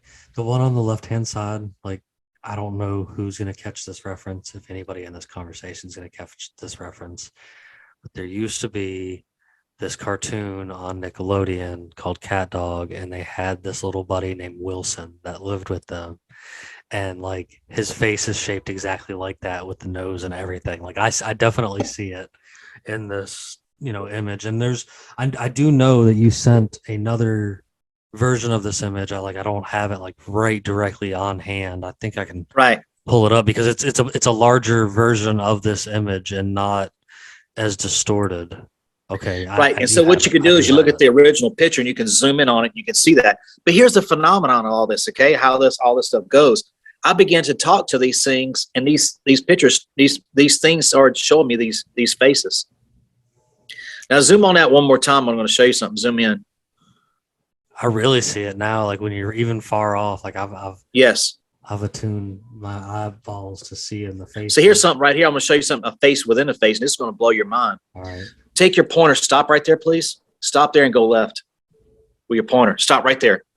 You see that Eddie the Monster face right there? Right there. Another one. How do you explain that? I can't explain these things, but I know it's not pareidolia. It's some kind of, I don't know. But what you would call this. My only real issue with this image is it's heavily compressed. This is not even close to the original. That's the only issue I really have with this image. I don't know what you're talking about. Well, I mean, he sent it to me, and I sent it to here. Well, so no, like, I'm just saying, not even the grass is exposed. Like nothing is exposed. Like nothing is in focus. It did just. I mean, I'll attest to it being distorted for the route that I had to get it to the computer this evening. I mean, I see what you're saying as well, but this particular image, there is so much distortion that these artifacts can occur in 100 different ways. I mean, I understand vision is different to perception, but this particular image, that the issue is it's just overall too distorted. There are others. There's not a fractional distortion in comparison to this. This looks like extreme distortion. So you do understand that they put off electric energy, right? Okay. You go to take a picture of them, and everything looks fuzzy. When you look at it, it looks to you, the normal naked eye, it looks like a normal picture. But then when you go to take the picture, it's distorted like crazy. So that's what they're able to do with this. Now, this time, what they did was they allowed me to take their picture, but it was more like a silhouette, All right. Guys, I can't explain all this stuff. I'm only giving you proof of what's out there. No, I understand. I understand. Yeah. I've sometimes used I'm just as baffled as y'all are, Yeah. So what do we got on this one here? I don't know what I have on that one, to be honest with you. That's just something with me clearing my land and stuff like that. You can skip that one. I don't know. Right. I have no idea. It's probably something there, but okay. Here's something for you. Have you guys heard about glyphs? Yes. Have you heard what's the other You're guy's welcome to name? explain it though for the people out there listening that may not have. Heard. Okay. So if you look at this, there people say they have what they call, if this is a trail. You see the trail right there? I It's do. right I in see front of the you? like the deer trail or what? Yes, sir. Over Okay, here that we is a call deer it. trail right there. If you look at the bottom now, I had nothing to do with all this stuff. I didn't touch any of these things. We had cleared the land. We come back and this stuff was there. And I thought this was kind of weird. Okay. So I began to take these pictures and send out to other people and stuff. They said that's a glyph. So if you look at the sticks at the bottom down there, they're stacked on top of each other. Yeah, and stacked. Someone had to take time to take this, stack them on top of each other. The other stick is going through where the bow is right there. The bow's coming around. Yeah. And there's a stick going through, and it's actually making like a triangle right there.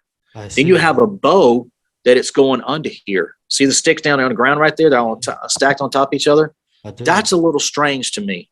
Absolutely. Yeah. Just so that's what they call glyphs. It's actually some kind of language. I'm still learning that. I don't know what that is. Okay. And there's a better outline of that I drew. Okay, here's a good one. Yeah. So I began to take pictures of the woods because I felt something looking at me, and it's like I got this weird feeling, but I couldn't see it. So I sent this out to a couple of different people, and they sent this back to me and says, "What you got right there?" Looking, I said, "Oh my God." They said, "Yeah." So just like I can see certain things, y'all see a little bit, somebody else sees even way better than what we see. Sure. Everything is about what you go in. And the way they taught me to look for this, look at the one with the blue arrow. That's actually a Sasquatch right there, okay? Okay. And you can see the lips, you can see the nose, you can see the two eyes there, you can see the brow, okay? Everything's there. And they're cloaking. People call that pareidolia. Pareidolia, my ass, okay? They're in there, you just can't see them, all right? And so once you do this, you start pulling in, magnifying, you can see the faces. So the way they taught me was look for the eyes first. Yeah. Look for something that looks like eyes. That's why you got it dotted, I see. Yeah. Now look at these other ones going around there. This one caught my attention right away. Yes. And look at all these other ones. You can see their dogman. You see the teeth, and that one right there. You got your pointer on. See the teeth? Yeah. Yes, sir. How do you explain that? So there's different types of dogman there. That one right there looks more like a mastiff bulldog. See it? Okay. All right. Okay. Then you come down. That looks more like a it's a dog man, but looks more like one with a snout on it. Yeah, it's got some kind of snout there. Yes. I can definitely see that. So the snout on that one, these other ones I really like this Bigfoot. I can see what's going on here. Like in the cloaking and stuff and making itself invisible, like the interdimensional. Yes. So go down a little bit to this one. Go down there and take a left. Go left. Yeah. What do you think about that one? That one blows my mind. What are y'all's thoughts on that one? Like I can see where you got the eyes highlighted. I'm not look at the whole shape of the head and everything though. What does it look like to you? Zoom in on it. I mean, these dots were put on, but I mean, it's not a symmetrical looking image. So it looks like a sad face below it too, which was kind of weird. Okay. I see the eyes and the sad face below. What do y'all think it looks like? To me, it looks like an ET. Okay. I mean, it does not look, it does not look like the standard model of what a mammalian would look like. I'm just giving my personal opinion. To me, it looks like an ET there. I can see it. Does not look. It looks mammalian. Not mammalian. I'll definitely agree that does not look like a mammal. The others look like mammals. That one does not look like a mammal. So this is what, if you take all these pictures like this, and there's your proof right here. These are pictures right here. None of this stuff has been doctored or touched or anything like that. Okay, these are just, I sent these pictures off to people and they sent them back and they come back like this. All right, that's the Rougarou Festival they have down in Houma. That's awesome. But that's what I would say is that I don't dismiss your experience because other people experience this as well. So yeah, it's something that needs to be better researched in general with more people, because we have to understand completely what's going on. Because we should know what's happening in the woods. We should know if there is sentience in these creatures and to respect them. Because if we don't have proper communication, we don't understand their environment, we don't understand their ecosystem, then we can't fully protect them either from when certain, let's say, developers come in and want to take over a certain region of the area, or mining, or whatever the situation may be. Having some form of communication is like, well, we discovered there's this really rare creature in here, and we need to investigate that further before we just allow you to dump sewage into it and things like that. And that's the thing, is like, that's one of the most important parts, is preservation can occur when communication exists. So Right. it's very important that more research is done properly and respectfully, and not in the idea it's like, this like fringe side, like, yeah, fringe is what creates modern science. Yeah, absolutely. It's from the fringe that's modern science evolves from. There's a lot of, I've got plenty of pictures to show you guys. So we can go to the next picture. We'll talk about the next one. Trying to see. Let's see. The ones that we have. See if there's another one there that you sent me this evening. Yeah, you see another one there? Let me look over on where you were originally sending me. See if which one I'm missing. Hey, give me just a moment, because I think on the computer end I have run out, and I think there is one more now that I'm looking back. It's got another one of the bent trees in front of it. Yep, I found it. Hang on just a moment. And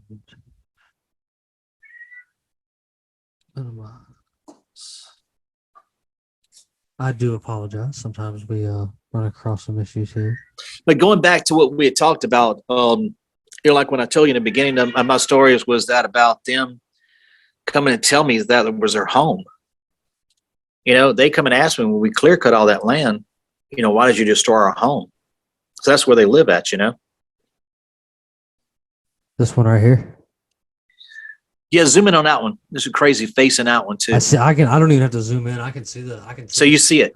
Face. I don't know if people looking at this can tell. When they take the look at this and see, but that is a really weird face. I really do intend on the news section of the website. I'm gonna put these photos so that when people are checking out the episode, they can kind of go back and reference along themselves too, because I think this is some neat stuff, and I really want to share it with everybody, because like I truly believe in all of these cryptids and these weird phenomenons and stuff like that. Like Luis was saying, the things that we don't dare to speak of or don't dare to really look into are like the next steps in science, I guess you could say, because there are people all over the world that have these unexplainable phenomenons happen like this, and it's something that really should be looked into. Like I think a little bit more time should be spent on it, because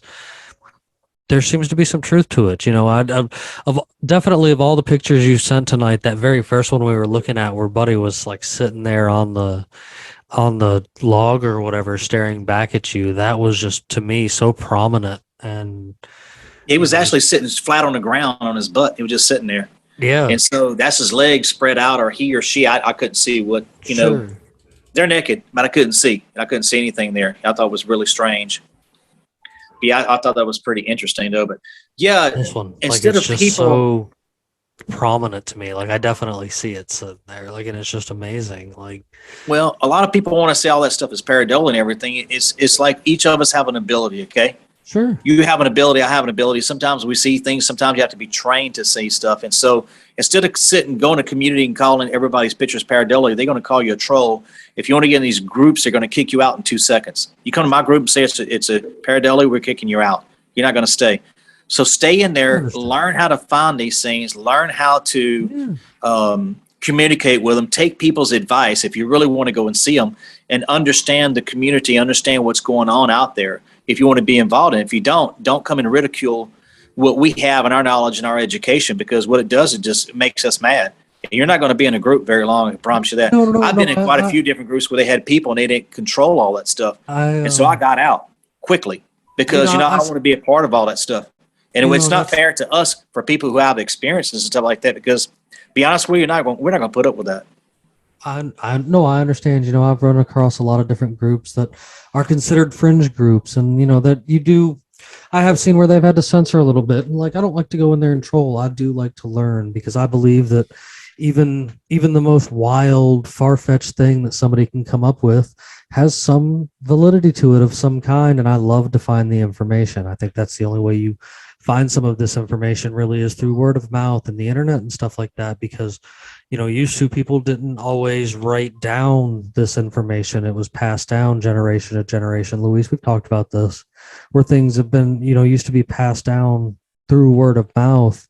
And, you know, all the old Americas and the old, you know, native tribes and stuff like that all over the world, even parts of Europe and stuff like that. And so like, I really believe that there's been a lot of things lost due to, you know, war and famine and disease and stuff like that, because the men were lost and the stories were lost from their grandfathers and fathers before them and so on. And I think it's our job to look into this stuff. And I enjoy having such open-minded people like yourself that, you know, truly believe in this stuff, because it makes me believe just that much more, because I believe in Bigfoot and the Loch Ness Monster and anything you want to throw at me. Like, I'm not here to deny anybody's experience, because all of these experiences that are happening all over the world are a treasure trove of information of different kinds. And it's so beautiful that you're so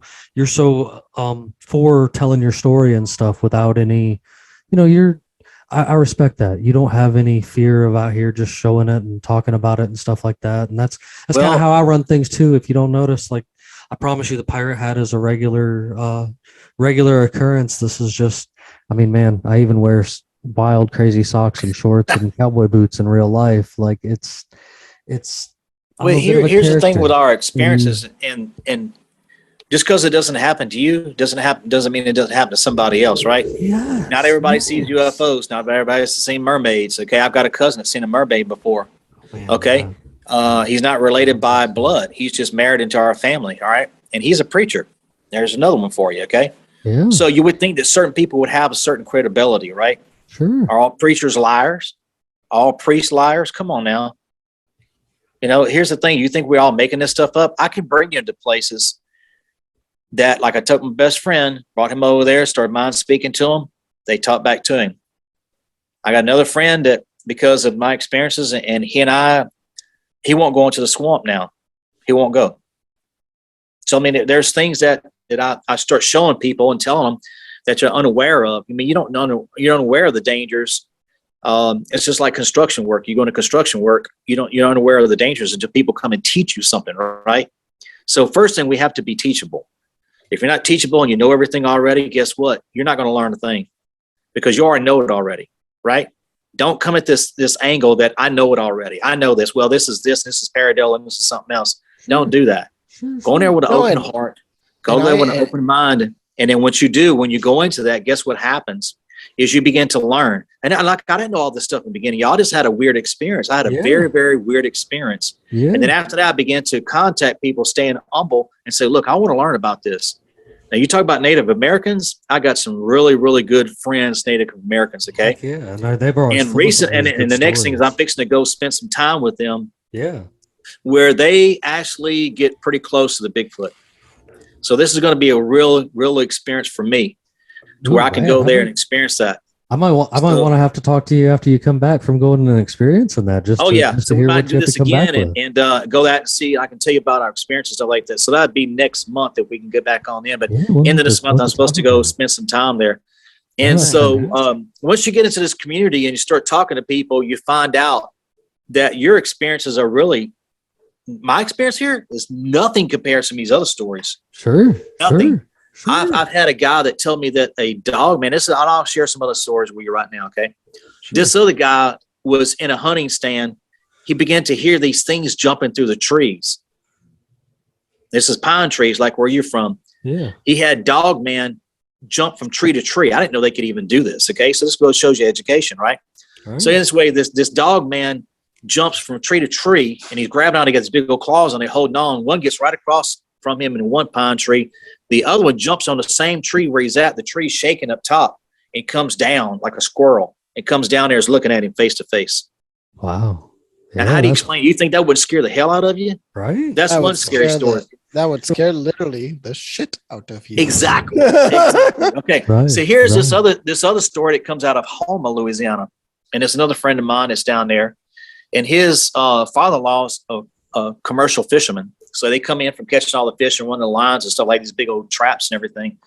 Hoop nets, they call them down here. So you got all the fish. He's coming in. He comes around this curve, and it's one particular island that they have down there. And guess what's standing there? A dog man. And he said this thing was at least 7 foot tall. And he's standing there just looking at him. And it says like it had something in the water, like it was eating a fish or something. He caught a fish that's right there in the water. So you take Louisiana just for instance. Okay, we have one of the largest national, ecosystems down here. It's called a Chapala Basin. Have you ever heard of that? Yeah. The Chapala Basin. Have you heard of that? It's one of the hugest swamps in America, if not the hugest one in America. Okay. Yes, sir. Thousands and thousands of acres. What do you think is up in there? We ain't even touched on the stuff that's up in there. Right. Right. So you go down there, they got dogmen, they got werewolves, they got whatever else is all up in there. Okay. You got alligators, you got snakes, and all the normal stuff you see. Then that's already dangerous as fuck. Right. Look, extremely dangerous, and that we're not even going into the cryptids. They have y'all. I tell you stories about these big old huge cypress stumps. There's certain times of year that these snakes go in there and they mate. Yeah. There's like balls of snakes all up in there. No, I have heard of that. Yeah. Yeah. There's places exactly where you can walk. It's like, oh, look, there's like 50 snakes in here. Let's not go there. And gators. So here's one to throw at you. Have you ever seen an alligator garfish before? Yes, sir. I've fished for alligator gar. Luis, have you ever seen one before? Alligator garfish? Yeah, they're huge. It looks just like an alligator head, and it's big. And these things get 6, 8 feet, 10 feet long. Yes. Can you imagine falling in the water and this thing grab you? You never come out of the water, dude. I've had them. I've been walking the rivers down here and had them brush up against my leg, and it's absolutely terrifying. I've seen caimans which get up to. It's similar. Yeah. And those, around 6 feet. But again, well, my experience was in Puerto Rico where they don't get much bigger than maybe 10 feet. Man, we've got them. We've got them even in our rivers down here in Georgia. The US where they get to 20, 23 feet, 24 feet, which are monsters. Dude, I've seen them personally myself in the 10-foot range down here in our rivers. Like that's already ridiculously huge. It is. So I'll tell you another scary story about a cryptid, and this goes to blow your mind, is about like the pterodactyls. Oh, dude, I'm in on Thunderbirds too, good sir. Okay, you got it. Okay, I believe I've seen one in my lifetime too. Okay, so Luis talked about it down there in Puerto Rico. So a friend of mine, he was from down there, and he told me a story how him and his little brothers were actually walking to the store, and this thing swooped down on them. And he said when their wing hit it, it actually felt like leather. And I was in Puerto Rico. Interesting. So that blows your mind right there. Then we have another one. This is crazy. Right outside of New Orleans, there's another one that they had. I just my brain just goes into there's not enough wildlife to feed it, but I don't know. I'm not going to take away from their experience. I'm just like, what the heck? And also, birds if you do get touched by a bird, they do feel like leather. Like their skin, obviously there is feathers, but underneath the feathers there is like a leathery type skin feeling.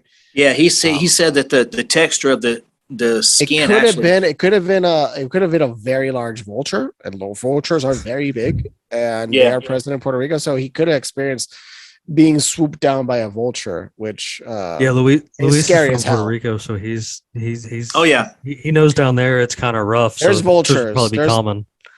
This guy here that could have been a vulture type. Go ahead, Scott. Go ahead. So this guy here, to tell you his credibility, he was a ranger. Okay. So he come out of Puerto Rico, went to the military, became a ranger, came out. I've actually done a show with him, and then he began to tell his story. Yeah. And he told me about his story first, and then he went on somebody else's site and told his story about that. Nice. And so, it's just, how do you explain these things? All that I can relate this to is dimensions. How these things are to come in and out of portals, they come out of dimensions, and then it goes back to the whole inner earth thing. I can totally relate to that. That's So we definitely talked where I about go cave with systems and stuff like that. that. Yeah. What about, and here goes back into another cryptid thing, which is the Bermuda Triangle down there. Oh yeah. You know, Luis, is Puerto Rico part of the Bermuda Triangle? San Juan, the capital where I come from, There you go. is So one of there the you go, tips, right there, right? and UFO sightings in Puerto Rico are like extremely high. And then Yeah, we also had the Chupacabra, which thankfully I never saw, which I would yeah. freak the hell out if I ever did, which we didn't know. We thought is, well, the US government does weird experiments here. So we just thought it was like a government project gone array. Luis, do you have Chupacabra stories you've been holding back from us? There's not much. My friend, I have a few friends that have a bit more, but I don't know ranchers that were affected directly by it. I do know that some farmers had seen some things that looked very scary from afar. And the descriptions, again, they're very similar, but what it looked like, really, it sounded more like a government project that they screwed up, they let out, and then they slowly died. They slowly Ooh. died out because it stopped. But that the whole drinking the blood thing and things that was happening, that was an event, and that was never really resolved. It just stopped happening. So Whoa. that's why they thought like it could have been a government created animal that they screwed it up. And the USDA and the US government does a lot of experiments in Puerto Rico. And when I mean a lot on humans too. I believe you. No. Human ones are illegal, but So Wild. what do y'all think about a possible alien base being in the Atlantic Ocean or either in the Gulf of Mexico? I mean, I think there's one on the moon. the reality is 90% of the ocean is unknown, Unknown. completely and totally unknown. A few years ago it was 95, so we only gone up 5%. Google Earth is full of it. They put things. I under to mean, mess with Google you, Earth so- is a mess.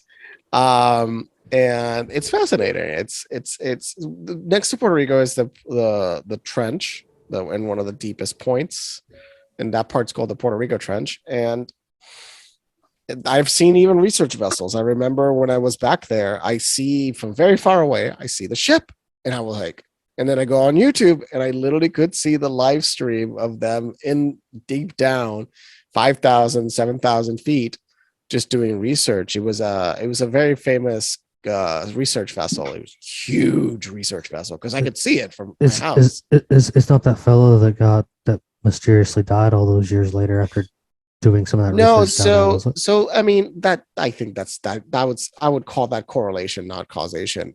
Because what they found, which I don't know why they didn't mention it, that's methane. That's a methane pool. Like that Right. wasn't what you would call something completely unexplainable. It was explainable. It was a methane pool, Yes. and sure, the pH was of so course. different. That's why the vessel couldn't penetrate. But it doesn't mean they couldn't have tried again. It's just, there's a lot of money that goes into all these things. So it's not that Absolutely. easy. Absolutely. And it was so deep down, they needed to probably get more funded. We can probably, like, if you have enough money, we can go there right now and go try. But just to get down there, it will cost you $30,000 to get the right equipment, just to Maybe rent one it. day. Maybe one day. Because that's the thing, is like this type of exploration is extremely expensive. And also the equipment is extremely fragile to an extent. Like they don't want to let's try to get in there by like brute force, Sure. because they also don't know what's the consequence of the equipment, and they're not going to throw away a $500,000 submarine because they're trying to figure this out. They might want to sacrifice it, but that's part of it. And when it comes to things like this, I mean, the new technology that didn't exist just a few years ago in relation to consumer technology is like, now we have drones that have infrared. Now we have portable infrared. So even just making discoveries inside of very urban, natural areas is much easier. So even the darkest parts of the corners of the earth can now be explored, but it'll takes a lot of bravery to explore these places because they're not safe. Absolutely. No. And I think that I think all of this is a great way for us to have kicked off Spooky Month, because there has just been some fascinating, fantastic things here this evening, Mr. Scott. And But thank y'all. I've had a great time. And I really do. When you go on that adventure to go speak to other Bigfoots, I do look forward to reaching back out to you and hope you come back and talk to us some more about it, because I'm excited for you. Like, that sounds absolutely fascinating. Of course, everyone, I'm going to show links for how you can get back to Scott to keep up with him yourself. And I'm going to share these pictures that he shared with me on our website, unconstitutionalawakening.com, so that you guys can, I don't know, see what you see for yourself. Like, there were some pretty amazing things that I think I've seen here tonight and even learned tonight. And before we get ready to sign out, Scott, I like to go around and ask everybody if there's one last thing anybody would like to say before we close out. So you got anything for us? Well, the main thing is, if you go into the woods, stay open-minded. If you do have a sighting, respect them, give them their space. Dog man, you see them, back out, just get out. Don't try to walk up to them, give them a dog biscuit or anything like that. Don't be crazy. Get out of there. Nice. If you see something weird like that, get out. Bigfoot, just you're not going to see them unless they want you to see them. Okay, so if you see them, they definitely like something about you. Because otherwise you're not going to see them. They're just not going to let you see them. They're going to cloak. They're going to stay away from you. And respect the area. If you get a high frequency noise in your ear or something like that, or you get a vibe, you get a tingle or something like that, and you just don't feel right, you feel a little dread coming on, that's their home. That's where they are. Just get out and get away from there, That makes sense. No, I like So that. respect goes a long way with them. They're different than us, but they're like us. Okay, they have family units, they have clans and all that. And the main thing is respect. You respect them, you're going to make it out alive. You disrespect them. I don't have that problem because I don't disrespect them. I don't want to go there. I don't want to have to pull my gun on them. Okay, I don't want to have to shoot them. And it's like when I go in, I say, look, I want to live with you at peace. I want you to live with me at peace. I respect you. You respect me. Right? That's the way it goes. So the thing is, it's like anything else in life. The respect goes a long ways. And so when I go into the woods, even every time, they know I'm there. But I just tell them, say, look, I'm coming to the woods to get a deer. The sooner I get a deer, if you chase one to me or something like that, and I get the deer, I'm going to get out of there. I'm going to leave you alone, leave your family alone. That is all right. I think that's great advice for going on with this. Luis, you got anything for me this evening? Just explore and ask questions. Absolutely. Explore and ask questions. Absolutely. No. So And of much course, you beautiful guys, things before I sign out, I've always got a good one for you. You guys ready for this? How much citrus does it take to kill a pirate? None. You guys have a fantastic evening. Thank you.